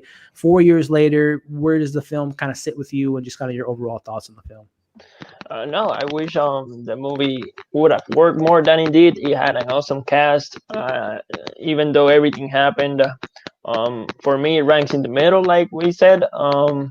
But honestly, it still stands where it is right now. It will move up, and it could move down. I don't know. But like you said, it won an Oscar. It made $700+ million in the box office. So it depends on which perspective you look the film from. Yeah. No doubt, man. It made money. Minus, it was one of those. The critics didn't stop people from seeing this film, so it did make money. And like you said, it did win an Oscar. And I have the little ticker there, ReleaseTheAyerCut. Oscar. So AJ reacts. Thoughts on Suicide Squad? Thoughts on that ReleaseTheAyerCut, man? Would you want to see that on HBO Max in the future? Man, yeah, I'm not subscribed to HBO Max right now, but yeah, I probably will when Snyder Cut comes out. But as far as Suicide Squad goes, man, I enjoy it. I don't know, like, I know most people don't. I enjoy it, and I love. Is it just me, or the soundtrack is so good? Oh, it's dope. Yeah, the soundtrack is dope. Good. It's fire, right? So yeah, like, I think it's probably my favorite out of all DCEU soundtracks. Even scores. I know the Man of Steel score. I love it. Hans Zimmer's score is so great. Hans Zimmer is like, that score for Man of Steel is so great, but it actually competes with the Suicide Squad soundtrack, in my opinion. But yes, I would probably give it like a 3.5 out of 5 score stars. Man, I enjoy it. No doubt. And I guess going back to Film Explorer, if you want to give us your score and also just quick thoughts on ReleaseTheAyerCut, would that be something you would like to see on HBO Max? Yeah, I would definitely love. I'm a strong believer in the director's vision of any film, not just superheroes. I really believe that that's something. I know there's the fact that people use I'm using the studio's money to make my film, but I feel like we should get to see what they wanted us to see. So I really looking forward for the release of the Ayer cut, and I don't have a certain score right now in the movie, but I will rank it at 7.5, right in the middle, like a C. Okay. So gotcha. That will be my score for it. Awesome, man. So yeah, same with you, Alex. Final thoughts on the film, score for the film, and then release the Ayer cut. Do you think Ayer should get his version of the film released on HBO Max? Well, before I go to in terms of Suicide Squad, it didn't change nothing for me watching it while we were talking. It was just like like it didn't do nothing for me. It might be stayed as my third like watching it. I might not even see it again, to be honest with you, unless I do like a review on it and but like in terms of a score, I give it a 2 out of 5 for decent. Like it's a decent movie. It's not like the worst. You can't say it's like the worst movie. It gave you at least a damn storyline. Like it wasn't a horrible storyline. Yeah, like it gave you a storyline. Not Justice League. I don't know where the hell that went. But it gave you something. So I'm giving it 2.5. In terms of the Ayer cut, honestly, man, to be honest with you, like this thing with the Zack Snyder, I didn't want to happen. I'm gonna be honest with you. I know everyone was like clamming for it, but it's just opened up a worm that everyone now has to release their director's cut. And it's like, oh, here we go now. Now, now they release supposedly Batman Forever is getting a director's cut in DC Dome that they're about to reveal it. Now, do we really need another Batman Forever director's cut? Like what? So like for me, in terms of like, is it going to change the movie? Maybe it does. Is it going to add more Joker scenes? Maybe it will. Like, but again, that's more money. Again, not everyone's going to dish out to buy or subscribe, because you're going to have to subscribe to watch it or buy it. And it's like, if you had this version, you should have just added it to the 4K disc or give it to people direct digitally. Like, why do you have to force a studio's hand to release this like more content? Like that's the problem that I have. Would I care for it? Absolutely not. I don't like, that's my problem. That's the whole thing I have against these director cuts. I mean, it's great. You have more story to tell, flesh out the story. But I mean, honestly, it's like now we're gonna every Batman movie or superhero movie. I mean, you don't see Marvel doing that crap. Do you see a Captain America Winter Soldier director's cut? No. I'm just saying, like, don't you notice it's all DC movies getting director's cuts? Well, I mean, I remember Infinity War Endgame with the Hulk scene at the end. That was awful, man. Oh, yeah, with him on the satellite and burning building. Yeah, that thing that they will release the film with an added scene. I ended up being like super unfinished CGI and everything. Yeah, I'm just saying, like, you don't see Marvel with director cuts coming out. It's always DC movies. Like, hey, again, it goes back to their mantra. It's so hypocritical because it's a director's studio, but then you have to fight for a director's cut. You have to wait. Your audience has to speak for you and have these cuts. But I think that the Snyder thing is a definitely a unique situation with obviously family involvement and death in the family and being kind of dealt the wrong hand with DC. So I don't think it's a trend. I think right now a lot of people are playing on it, but I don't think it's something we'll see in the future, to be honest. Well, did you guys see the picture that Zack Snyder put out of the Snyder cut with Steppenwolf? Yeah, today. Yeah, so the unfinished rendering of it. Yeah. Well, if you look at the time stamp, it says 1 hour and 37 into the movie. If you looked at the original Justice League, when Steppenwolf comes into the movie, was 20 minutes into the film. So it's like, what happened to? Yeah, it's like, what happened to the rest of the minutes? Yeah, I was like, one version gives you like an hour in. Yeah, it's going to be a different film, and I'm super stoked for the footage that we'll get in 2 weeks. But Chris, man, score, final thoughts, and I guess just kind of elaborating off of what Alex and piggybacking off of just director's cuts. Is it a trend? Is it unique to certain situations? And kind of all encompassing. Yeah, it goes to the director's cut thing goes to something that I've been talking about a lot with Dom over on our channel, and it's sort of like, for all the positives social media has brought, there's a lot of negatives, because I really hate how the fans can now pressure a filmmaker and sort of impact the art of the filmmaking process. Like, imagine if people had been affecting George Lucas throughout the original Star Wars trilogy. Like, that thing would have been way different. And it's just like, come on, like I feel like if you really, really feel that passionately about something, go and make something. Go write a script, you know? Like, let them put their creative entity out there. We could critique it. We could analyze it for sure. If we don't like something, we'll definitely like rip it apart. But I feel like you always got to understand that there's still work put into it. So it just frustrates me, the social media culture, that how it's seeped into art. I mean, it's good for a lot of things, but then it has its negatives too. Right. And so I don't want the director's cut for that reason. Because I think, you know, we got what we got. And it just, I think even though in this situation, it is forgivable, of course, with all of Snyder's personal battles that he was dealing with at that point in time. But I mean, I just don't like how it's going to impact the future of filmmaking, not just the DCEU, you know, but it's just my 2 cents on it. Suicide Squad as a whole, it was, I kind of learned this watch along, having to be my 3rd time, that it was an amazing watch in theaters. It was fun. It was exciting. It was a great night out with all of my friends. It made for some great discussions afterwards. But it's just, you know, it's got a lot of problems. There is heart in the actors. There is heart in the cast. And I still stand by that. But to me, it's lowered its score a bit. Coming into this watch, I would have probably given it like a 7.5 out of 10, but it's going to leave here with like a 6. So.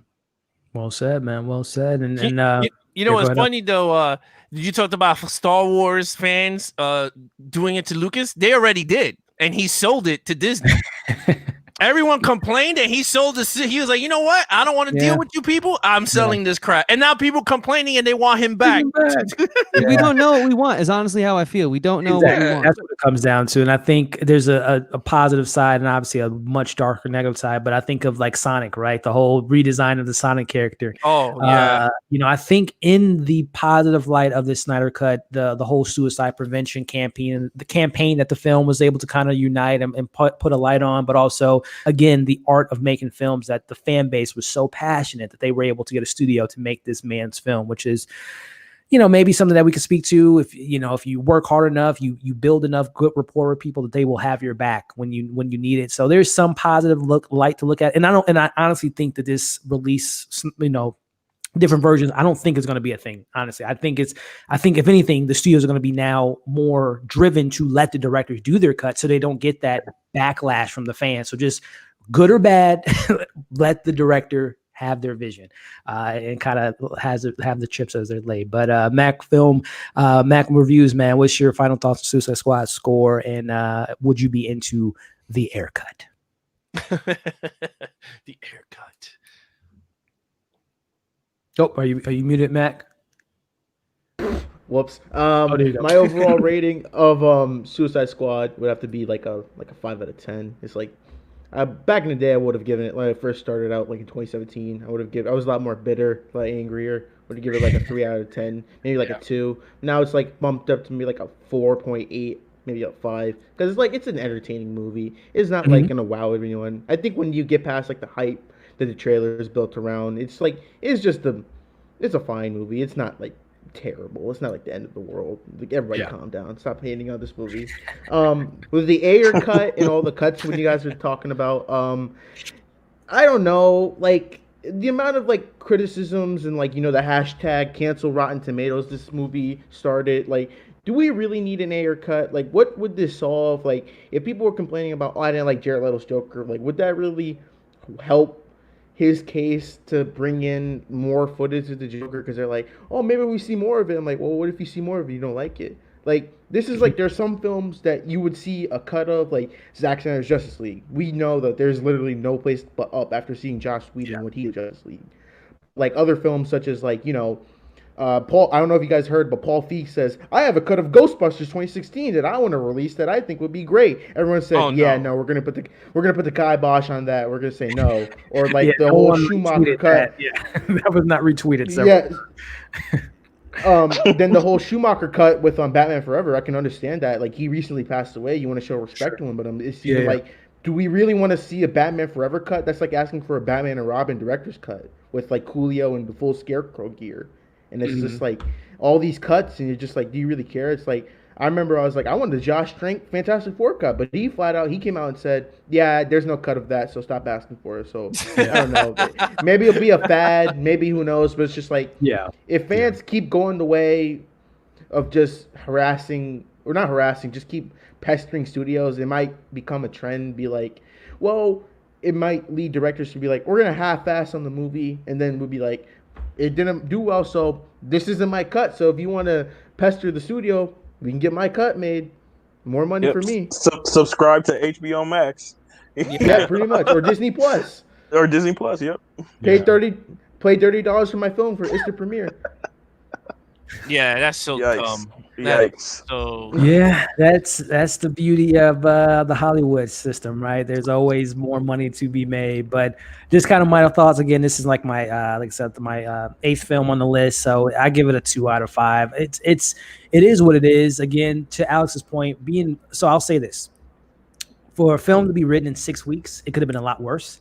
You can see that it was written in 6 weeks at points, but I think it could have been a lot worse than what we saw. So, I mean, kudos to David Ayer for making something at least filmable. But nevertheless, 2 out of 5 for me. And then in regards to this Release the Ayer Cut, my thought on this, and this goes for anything: if you don't want it, just don't watch it. Don't subscribe to it. Don't buy it. The same thing with like Blu-rays. And that's, people. The big thing with Blu-ray at certain point was get the behind the scenes of the director and the commentary and the bonus features. That was like a selling point, right? To make you buy the Blu-ray. HBO streaming, that's the streaming version of that, right? Get Disney Plus so you can see the extra scenes of Infinity War in game. Get HBO Max to get the Snyder Cut, to get the David Ayer Cut. So it's kind of that physical media side of it on the streaming platform. So that's the way I see it. The same thing with like Mulan. $30. Don't buy it. Just don't buy it. You don't have to watch it. You don't have to see it. Of course, we're talking about it because it's always in our face. We're all plugged into the zeitgeist of pop culture. But if they want to make it, they can make it. And I'll check it out just because, again, I've heard some of the stuff he talked about, fleshing out Jared Leto and having more scenes. And I would watch it just because I'm a fan of DC, and I would watch it just to see what it's about because I love watching movies regardless. So that's just my take on the Ayer. And I don't think, like I said, I don't think it's going to be a fab. I think it's going to come and go, and we're just going to see the versions of the films that we see. And if studios want to do director's cuts, then it's up to the audience and the people to consume it if they want to. But that's just my take on the Ayer Cut there and the final thoughts. But there were some rankings that we got from some people. Sean, top 3, Wonder Woman, Man of Steel, Aquaman, Transformicon from worst to best, Suicide Squad, Justice League. So Shazam was his number 1. There you go, Chris. Transformicon there. United, Man of Steel is my only favorite DC film. He has Shazam, Aquaman, BVS, Justice League, Suicide Squad, cool. Certain vids still haven't seen Wonder Woman. Oh, okay. Well, I'm excited to hear I'm pretty sure he has a review coming for that because I think he just reviewed Suicide Squad, or Birds of Prey. So his number 1 is Shazam as well. Chris getting some love there. We have people here in the chat, man. From worst to best. Oh, we got another Shazam winner from Unboxing Movies with me. So Chris, man. They're representing. Wow, they're behind you, man. Dude, I'm telling you, man. I'm not alone in this fight. We got Ken here, Man of Steel, Wonder Woman, Birds of Prey, Aquaman, and he doesn't even have the last 3 in on the list. So I guess those are his bottom 3 that does not mention in that list there. So awesome. So final little questions that I have for you guys, if this will pop up. Release the Ayer Cut. So I guess this is the one thing I just want to kind of bring up with you guys is just the future of the DCEU and in particular the Suicide Squad. And this can be a quick kind of yes or no. There's been rumors of a Gotham City Sirens with David Ayer still potentially attached to it, and that's your Harley Quinns, potentially some Birds of Prey characters, Poison Ivy being into the mix. You have your supposedly Deadshot is still kind of in the works. The Joker, Harley. Again, it could be quick, but roundtable style, Film Explorer. Would you want to see any of these films as far as spinoffs? As a DC fan, I would love to see what they have to bring to the table. I'm always open to new things, spin-offs. We're getting spin-offs out of everything, even Fast and Furious has spin-offs now. So I'm looking forward to, like, especially in these times, man, we're going all to a worldwide situation, and there's nothing good to watch. So whatever they release, I'll be there to watch. Gotcha. What about you, AJ? Any of these films stand out to you and some that you would like to see, maybe? Yes. I enjoy DC a lot, and I am excited for anything that comes my way with, in regards to that. So yeah. Awesome. I'm down. What about you, Alex? Any of these films, something that might you get you in the theater? Harley Quinn and Joker. Mm-hmm. Deadshot. If it's still Will Smith, if they recast Will Smith, then I'm gonna be going like, what the hell was the point of having him in Suicide Squad if you're gonna recast him? Right. But if it's Will Smith, yeah, Money. pretty much money. But honestly, I would, I'm not gonna go through the whole thing, but yeah, I would as a fan, yes, I would. But if they do this thing like every other month, like every new movie, then I don't know. It's like too much content. Too much, yeah. But yeah, that's a yes. Chris, any interesting spinoffs that intrigue you, man, on this list here? Yeah, Deadshot intrigues me, but I'm not liking what I'm seeing with a team-up film. Like, I think we need to sort of pull the brakes back. I mean, Gotham City Sirens, like, let's establish those characters first and foremost, unless it's just like, I don't have any details on it. Like, this is news to me right now, but it just doesn't. And then this, like, Harley Quinn and the Joker film, like, it just does not seem like the right direction to me. Yeah. No, I hear you. What about you, Mac? I would definitely have to say the Deadshot movie. I'm totally interested because Gotham City Sirens, we already said we saw that with Birds of Prey, and they just announced that they're not doing a sequel. They're kind of time. AT&T, they said they don't really have confidence in that property, but they will kind of focus on other properties with Harley Quinn. So Gotham City Sirens will be one of them, and then the Joker spinoff film and Harley Quinn. But I wish DC would kind of get away from this, because like, you guys remember when they first started with all their films, they were just announcing all these films from like the 2018. Like, we were supposed to get like the Cyborg movie, Flag, and then Justice League was supposed to be part 1 and part 2, but then like that never happened. It's just like, I wish they would not plan all these movies ahead, because we don't even know if we're gonna get like half these films. But yeah, But I think what they do is they put out all these properties, and then when the movie flops, they're like, oh no, we're taking it away. Like Birds of Prey happened. Like Birds of Prey flopped in the theater, regardless of how much money everyone it grossed, but it flopped. And what did they do? Now they pulled the sequel. So it's like, what the hell was the point of doing this whole Birds of Prey movie? Margot Robbie wanted it. Yeah, they were testing out to see how powerful is Harley Quinn as a solo character. Right. So. True. Well, I mean, I think we'll see what the future holds for these spinoffs. And again, I think Birds of Prey might have been something that pointed towards maybe Harley Quinn fits better within different teams and whatnot. So we'll see what happens with all that. But, Chris had mentioned something a little bit earlier about favorite medium is DC, which is a question that I would love to know just from the panel across the board. And it's not a versus type of thing. It's just preference. And that encompasses the comics, the TV, the films, the video games, etc., clothes, apparel, whatever. Film Explorer, do you have a preference, or do you lean towards a certain brand more than the other? Yes, I do. I lean more towards DC, and I strongly wish they would do better with their properties, because the animated series were awesome. Spider-Man had their animated series back when I was a smaller kid. But for me, I grew up watching most DC films, the Christopher Reeves movies, and the Batman, Robin, and all those movies. So DC has a special, and DC has the first comic book I ever read. So that's where I'm going for DC. Nice, man. Same with you, AJ. Nice. Which of these two conglomerate companies do you prefer? I'm gonna have to go with Marvel. I do enjoy the MCU more than DCEU, but when we talk about like TV shows, I'd say DC all the way. We got like Smallville, and then we got the animated series. And honestly, I'm a CW fan. Like, I like those CW shows. I know they're corny. I know they have a lot of problems, but I do enjoy them. I don't know what it is, but I'm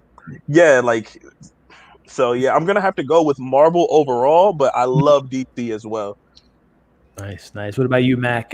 Preference for DC or Marvel? Yeah, I wish that's a hard question, my man. It's kind of like a tie, because they're both good at at their certain aspects. Like DC, their comics are more like in depth, and then animated films are awesome. Their video games really kick ass and stuff. Yeah. But Marvel, the films are great. I think it's a tie, but I'm gonna have to say a little more for DC, because I'm a video game guy, and Injustice, Batman Arkham series, and although they made Superman 64, we don't talk about that. No, man. What about you, Chris? I think you alluded to it a little bit earlier, but if you want to kind of elaborate on the DC fandom that you have there, or if it is Marvel. It's definitely not Marvel. I respect what you guys said about Marvel, but for me, just DC strikes the chord that I am very much so the audience for. Nice. I mean, just use the character Red Hood as an example. I love the anti-hero. I love the knit and the grit. You know, I love the internal conflict, and I just feel like Marvel's a little too cookie cutter, as they like to say. Plus, I gotta say, those Arkham games are incredible, So, man. yeah. So Yeah. you know, and I would, you know, so yeah, that's about it. DC. DC all the way. All right, so we got what do we got? 3 DC, 1 Marvel. Alex, which way are you swaying towards, man? I'm leaning towards. All right, comic books, I go DC. Okay. Movies, I go Marvel and DC. Because I watch it. I mean, I can't hate on the Marvel. I do watch a lot Winter Soldier. That's my number 1 Marvel movie. I just keep watching that over and over. Yeah. So I'm not going to hate on that. TV show, I'm going to lean. I stopped watching it, but I'm going to lean towards the DC. Because I did grow. Arrow was my. I mean, I did watch Smallville when it first started, but Arrow is what kicked it up again because it had that Dark Knight feel, the realism. He's killing everyone, and I'm like, yes. But then the Flash came in, and I'm like, yeah. And then Supergirl, and I went, she's hot. But why are we doing this? And then we went into the whole team. The whole team. I'm like, wait, where are we going? And then. Then it's spawned into like you have to watch every TV show for crossovers, and I was like, it was like homework. 23 episodes. Yes, that's a lot. Even for someone like me that loves TV, what 23 episode seasons is too much for me.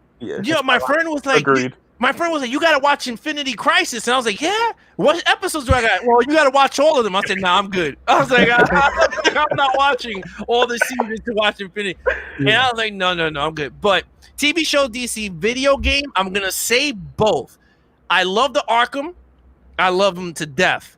But today I played the beta for the Avengers game on my PS4, and that thing is awesome. I think it's really good. I'm not lying, man. I was like, this is a really good game. It's an RPG, and you get to play with all the characters, and you feel like you're in the movie. Like, it's just weird. T-shirts, I have both brands, but my overall will be DC. DC. Yeah. Nice. Hands down. What about Spider-Man PS4? I would say, that's I have that too. Yeah, that one's really good. That's really good. I'm waiting for them announcing another Batman game or something. Like 2 weeks, we might get that announcement, man. But something in depth though. Like you get to go in the Batcave, you get to put together his gadgets, his Batmobile, like something you upgrade, like the Spider-Man game, where you can update his suits and everything. Like I hope you could do that with Batman. Telltale did a good job with the Batman game. I don't know if you played that Batman Telltale series. No, I never played that. It's incredible. Yeah, it's a good game. They even had a good Joker in there. Troy Baker did a great job as Batman / Bruce Wayne. Nice. I agree. Awesome. So yeah, I think across the board, except for we got our AJ with. And unfortunately, I got to go with DC on this one too, AJ. It's all right. Comics, I love DC too. So it's not hurting me. We're dealing with gods with DC, with Wonder Woman and not Batman. He is like a god almost. He can do anything. He's a human god. He died with Flash. I just feel like their characters are just, I don't know. It just resonates with me, and just the tragedy of these characters, how the death of their parents propelled them to be who they are. Batman and the last Kryptonian and Superman and their mascara having to be off from her people. So I just love those characters, and Flash and all of them are so much fun. And I just DC movies, obviously Marvel. Comics, I'm going with DC as well. And then TV shows. Shout out to Marvel with Daredevil and Punisher and all those Netflix shows. Yeah, I thought they were great. But besides that, never got into Agents of S.H.I.E.L.D. Inhumans was trash. I just watched the first episode and I thought it was horrendous.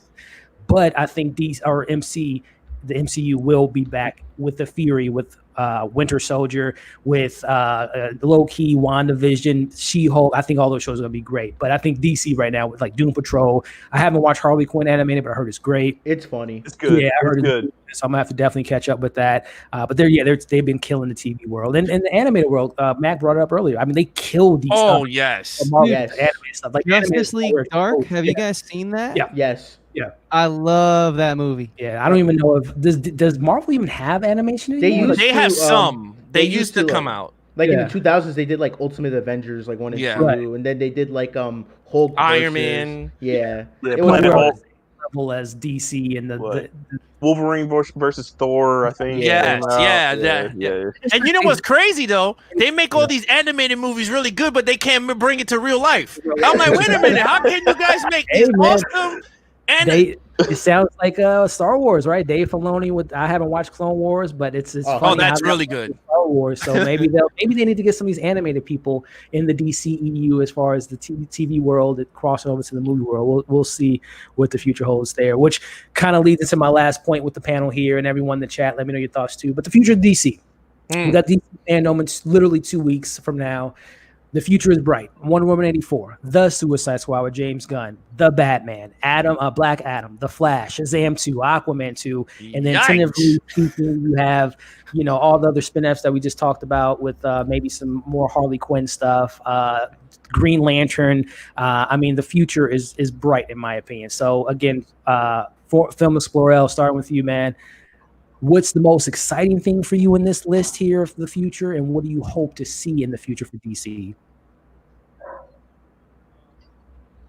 I'm really looking forward for the DC fandom, but I'm a little worried because for me, what made Wonder Woman special was that they save Ares for the movie. I'm really hoping they don't show Cheetah on the next trailer. I'm hoping they save her for her final form for the movie. But Patty Jenkins directing Wonder Woman 84 with James Gunn and Suicide Squad, Matt Reeves, and The Rock's Black Adam, which is a role I really can accept. So I'm really looking forward because compared to Phase 4 of Marvel, I'm not really looking forward. I'm not that excited as I am for DC, honestly. Gotcha. Yeah, what about you, AJ? And again, some of these other spin-offs I was alluding to, they're still worried about a cyborg film, Booster Gold, Batgirl. I don't know if that will be happening. The Amazonians, I think they're talking about making a TV show out of that instead. But we have The Trench with James Wan, a spin-off, and there's a couple other Deathstroke, which I was really looking forward to with Gareth Edward, I think his name is, from the Raid movies. I really want to see that. With James, was it Joe Mango? Megalello. Yeah, the guy. What about you, AJ, in regards to just those films that we do see at the bottom? And are you excited for DC Fandom in 2 weeks? Yeah, I am excited for DC Fandom. And I'm kind of with Chris here. Like, I really feel like they need to pump the brakes and kind of slow down on the team up films and kind of flush out these characters a lot more because they deserve more than that.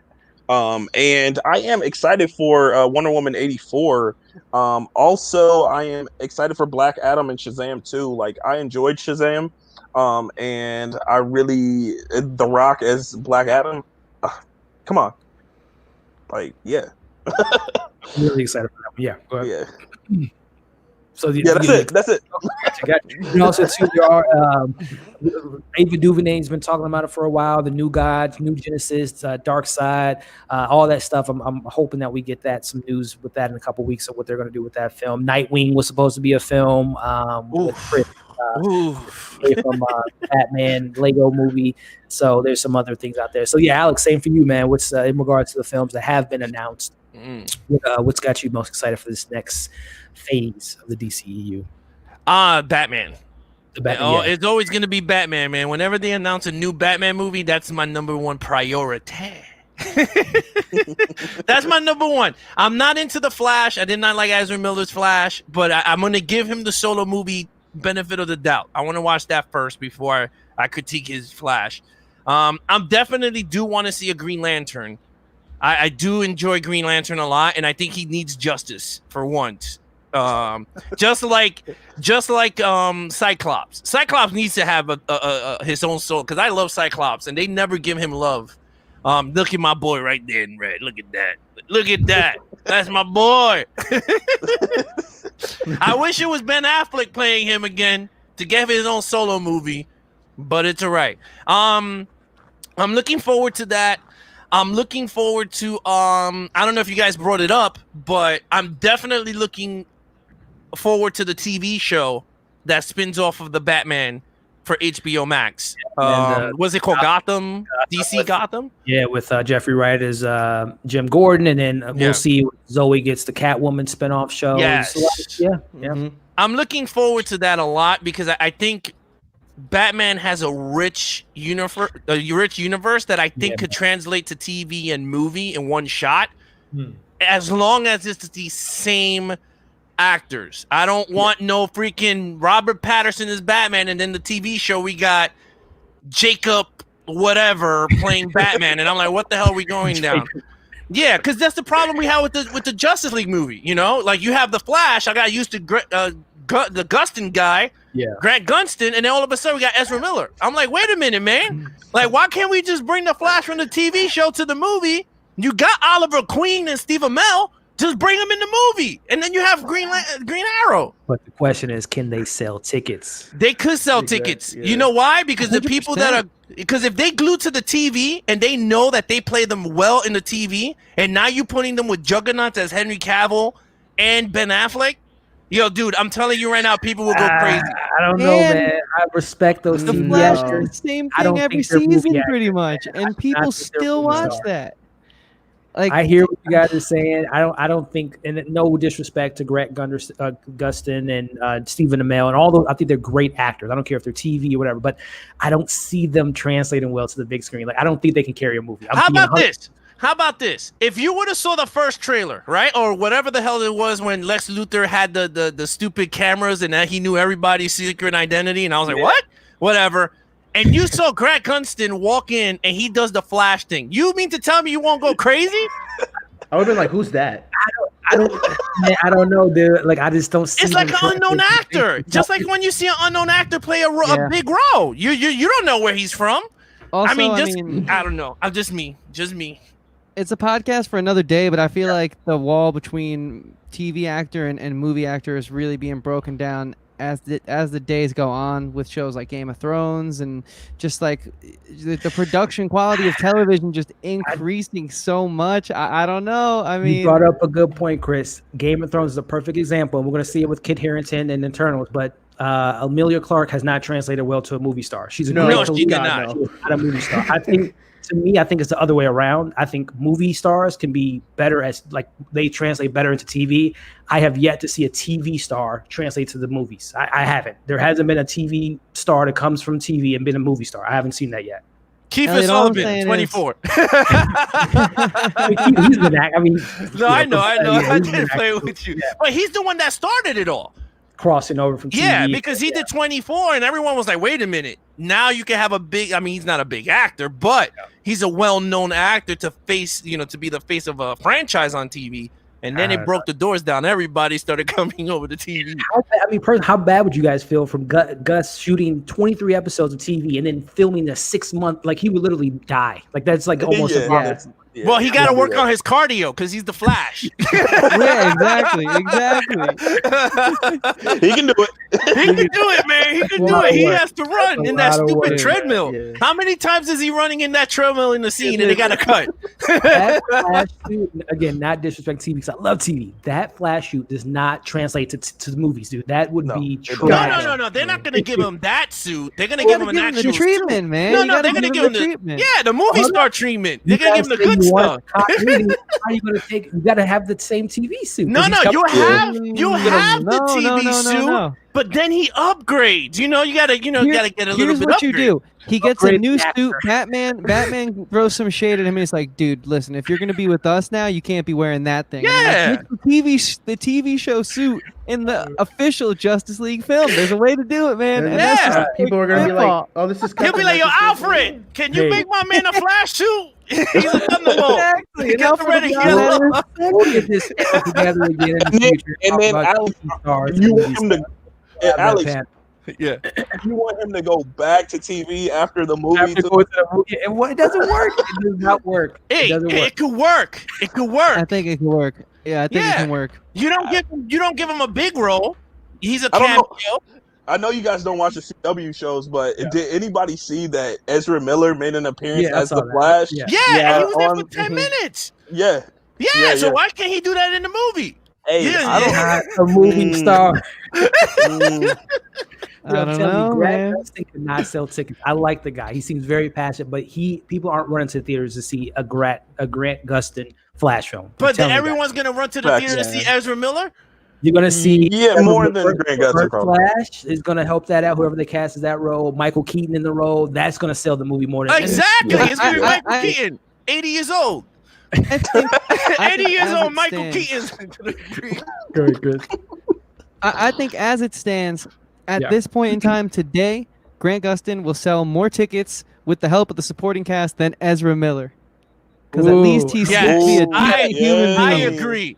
We I gotta- agree. We got to set this up. I'm thinking about doing something for DC fans. You have Grant Gustin, Stephen Amell, plus Yes, Ben Affleck, dude. Henry Cavill, and Gail Gadot in the Oh, role. And if And you you know want to what? bring in, Get Robbie Amell in there too, because Code 8 was a fine film.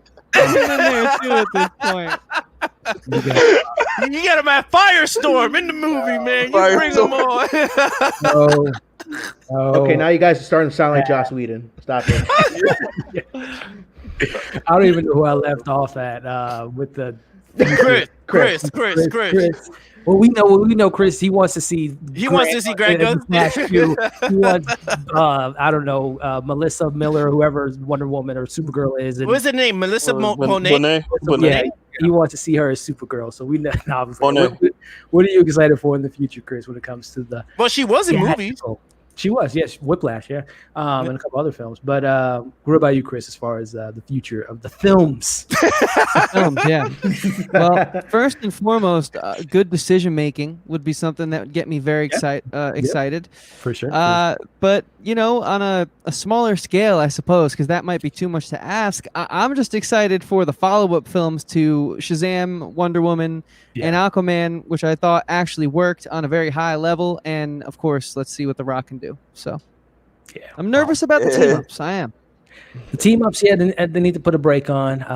I'm really intrigued about the Suicide Squad, which we'll talk about briefly. But what about you, Mac, in regards to these films coming out in the next few years? I'm definitely excited for DC fandom. Zack Snyder, today he said that the trailer for his film is going to be kick-ass. No, we're not. He didn't say it like that, but that's what I saw it as. But Oh no, I wasn't talking. The comment. Yeah. Okay. So for the film, I'm excited for it. First would be Shazam 2 because I love Shazam so much. Second one is a surprise for me because at first I was like, hell no, it would be Batman, the Batman. Because at first I was like everyone because I'm like, ew, Robert Pattinson, the dude from Twilight, get him out of here. But then I saw The Lighthouse with my friend. I'm like, whoa. Okay, and then and then I saw Uncut. When I saw Uncut Gems, my friend's like, "Hey, watch Good Time. It's their other film, and it's with Robert Pattinson." Yeah, and then I watched that. I'm like, he's the right Batman. Get him in there. And then Matt Reeves, he's done 3 films that I've enjoyed. He did Cloverfield, War for the Planet of the Apes, and Dawn of the Planet of the Apes. So I cannot wait to see what they can bring to the table. Zoe Kravitz, not excited for Catwoman. Yes, Catwoman. She's kind of a hit or miss, honestly. Colin Farrell as the Penguin. Pretty excited. Maybe you let the inner rowdy Irishman let that loose with him. Yeah, the Batman is definitely, and Paul Dano as the Riddler, and Andy Serkis as Alfred. I mean, that cast is just looks crazy. That cast is crazy, man. And Commissioner Gordon, Jeffrey Wright is awesome. That's going to be a really good twist. Yeah. I'm really excited for it. So, I mean, my thoughts, as you guys can probably tell, I'm really excited for the future of the DCEU. Yeah. Wonder Woman 84, again, that was my number 1 film. I love Gal Gadot. The Suicide Squad, I'm really looking forward to. I'm not going to lie, guys. James Gunn, we talked about it last week on the panel for Guardians of the Galaxy. Everything he said, that they gave him no restrictions. Like, this is a James Gunn Suicide Squad and maybe rated R. It doesn't. If it is, it doesn't break it for me. But if it is rated R, I know that they're really going bonkers with it, especially with King Shark and him probably biting people's heads off. John Cena, he hasn't really done anything for me. I think John Cena. I think James Gunn might be able to pull something out of him, like he did Drax, like he did with Dave Bautista. He has the best out of people. I think we're gonna get the most accurate Harley Quinn. Oh man, the Suicide Squad, and my boy Idris Elba. He can do no wrong in my eyes. I think he's gonna be Bronze Tiger. I think that's gonna be character he's going to be playing.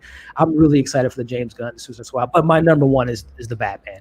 I mean, seriously, that cast is crazy.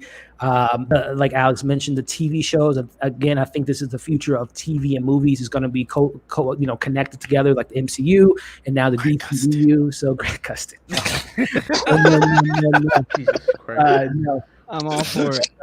Yeah, I'm really looking forward to seeing what the DC Fandome has to offer us. And again, I think if I'm being honest with you all, I think the sleeper in that pack is Black Adam. With The Rock.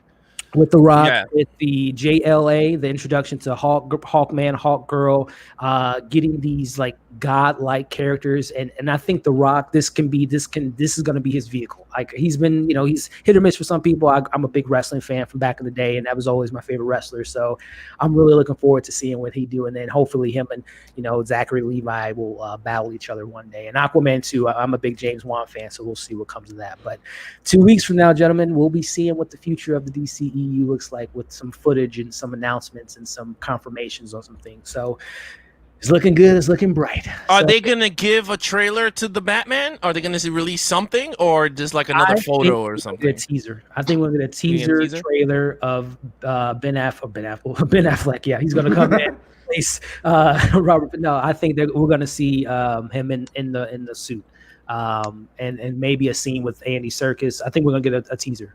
Him in the Batcave or something. Something, yeah. I'm just ready for it, man. Because I think this film, Max said, I'm a big Matt Reeves fan. I even Let the Right One In, his remake of that vampire film.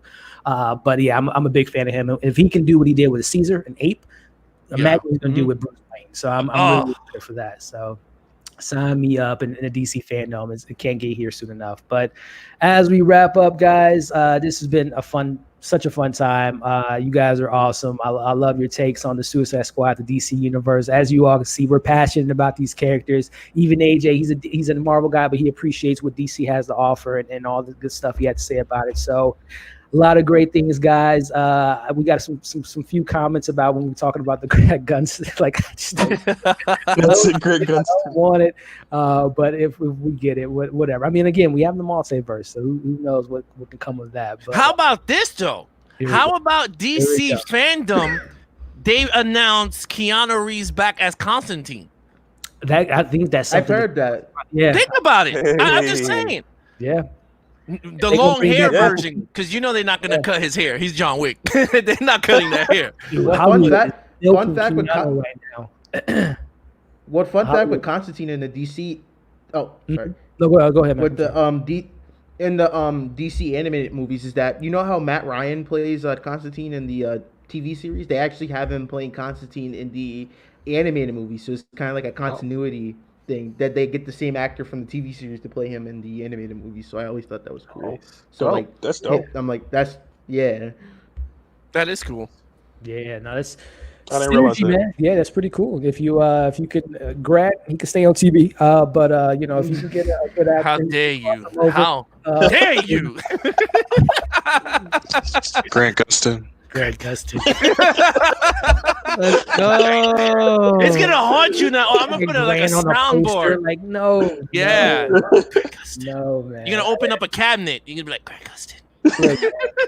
You know what? Put Cisco on in the main screen too. Yeah. It's going, man. Guys, I just don't.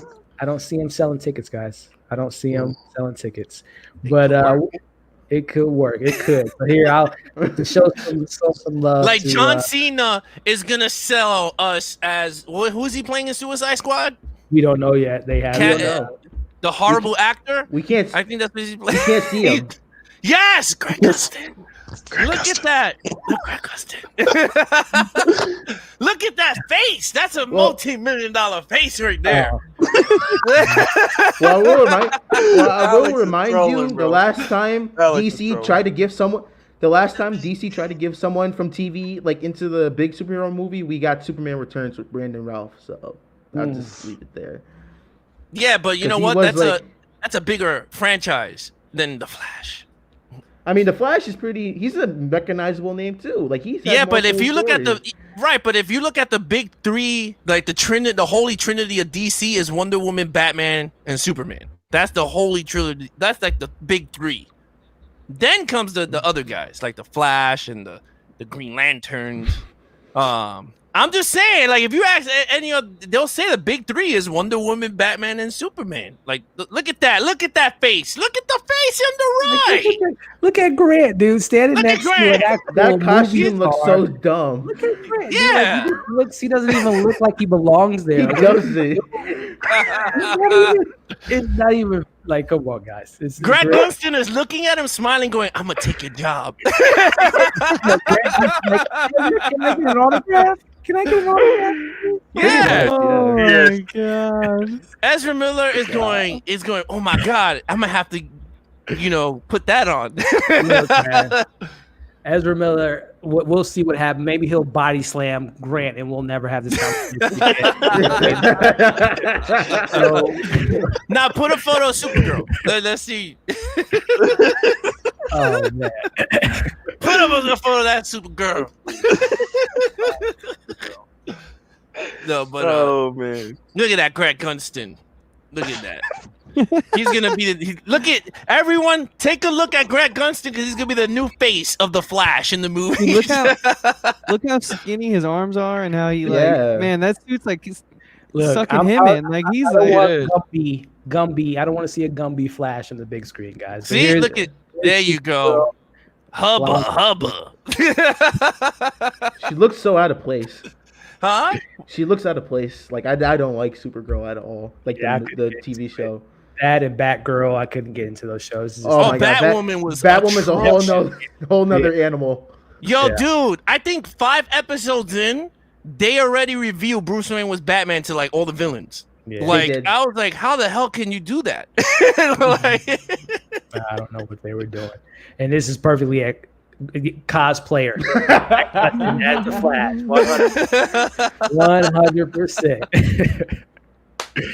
But either way, guys, this has been a pleasure. If you guys want to go ahead and do some quick plugs, Film Explorer, I know you got some big things coming up on your channel, some reviews and stuff like that, my friend. Where can the people find you and all the great stuff you have for us, man?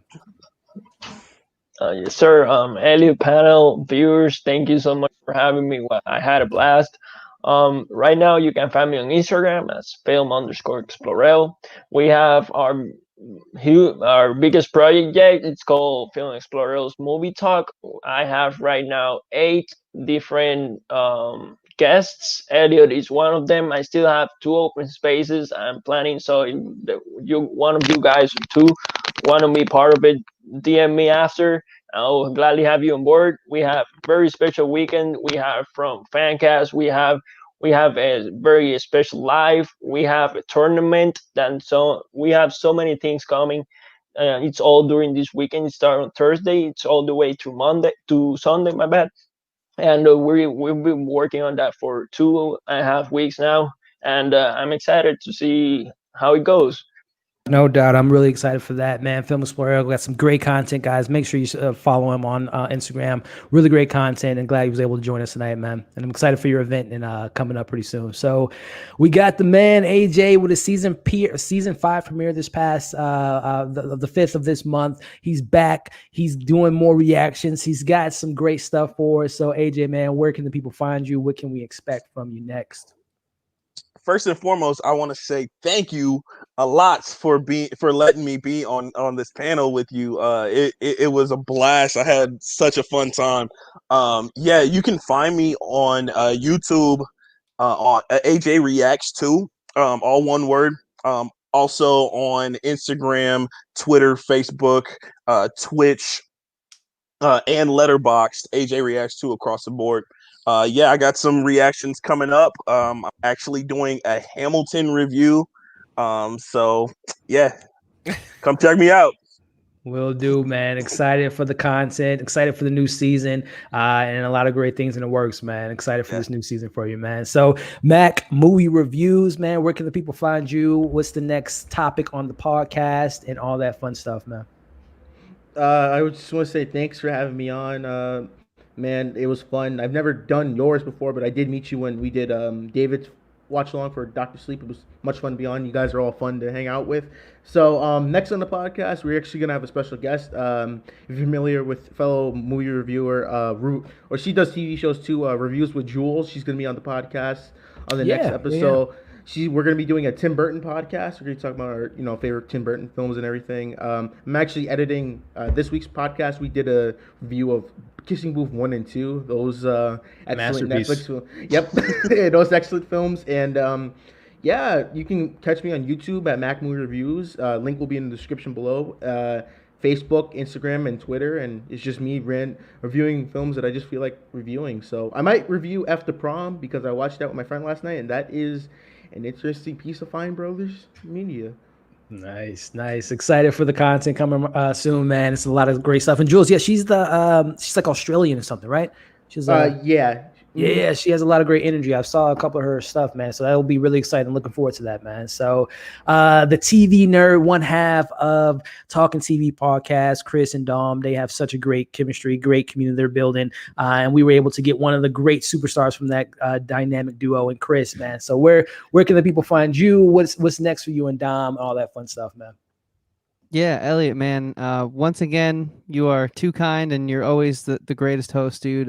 You kind of like put us on in a sense, man. So we're always just forever grateful, and the fact that you've had us back as many times, just thank you so much. To the chat, thank you for hanging with us, and to the panel as well. If you haven't been on our channel yet, we definitely want you on in the future, and if you have, we'll get you back on because this is a great group of people here. I am the TV nerd. I am one half of the Talkin' TV podcast. You can find us on youtube.com/Talkin' TV.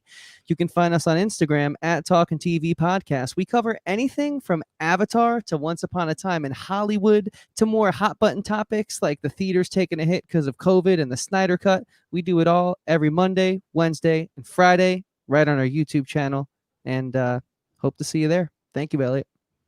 Hey, man, it's always a pleasure. And again, you and Dom, man, are doing some great things. And yeah, man, I'm looking forward to the stuff you guys got lined up for us. So the last, but certainly not least, another dynamic duo, him and Ken, every Monday and Wednesday with their geek Levels of Geek, something I always tune into as often as I can. They got some great stuff over there. And he has a great collection of movies. He does a phenomenal job of breaking down what you should and what you shouldn't buy when it comes to these physical medias. But I'm going to let him do the talking because he has some great stuff. So, Alex, man, I'm glad that we got some power for you. He was able to join tonight. But where can the people find you, man, and what's next for you guys? Yeah, so you can check out my channel, Ultra HD Geek, on YouTube. My newest video is Alien vs. Predator from 2004. I break down the unrated cut on the Blu-ray.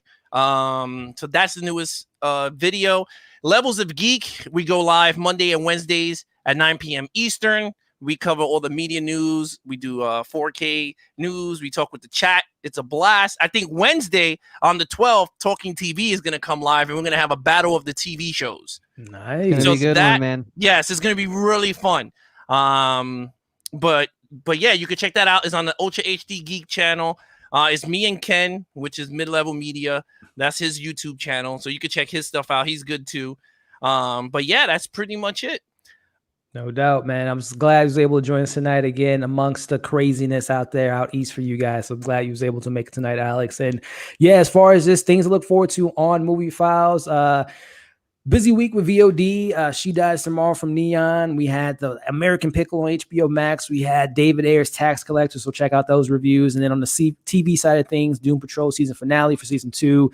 Perry Mason this Sunday season finale. So those are things to expect this Sunday. And then for next week, Alex or AJ will be with me to do the watch along for Birds of Prey, which is next Saturday, August 15th at 7 p.m. Central Time. So a lot of these similar conversations, but we're going to throw in some new things with that panel with it being some Birds of Prey on that one. So those are some things to look forward to. So I got to join that panel. Bringing some Greg Gustin on this one. Hey, and with that, I think there's no other way to end this stream. Yes! Look at that face! To show the more superior superstar. Greg Gustin. It's not even fair. This is cosplay at its finest. Look at really Grant is. looking for a signature. It really He's next to his hero. Honestly, dude, you are so right. Because now I'm looking at it, and I'm like, man, his suit looks horrible compared to the movie version. That's a fan that take a picture. Yes, Ears, that's dude, like, the ears look like they were like suction cupped on or something. I love it. you ever looks- went to like Comic-Con and you paid Oh, like man. $80 to stand next to your favorite celebrity That's Yep. exactly and take what a this is. photo? That's what you're doing This right is now. what He's this like, is. hey, can I take a photo with you? And he's like, sure. Hey, kid, like, take a photo. He looks like the '60s Oh, man. Flash. That's '60s Exactly. Flash material. He Man, looks like the Flash from the 90s. it's Like, Oh God, yeah. it looks horrible. That suit looks so horrible now looking at it. But with that, ladies and gentlemen, it's been a Yeah, that blast. just looks bad. Keep Grant on TV. Get don't Ezra think on it's the that big bad. screen. We'll call it. We'll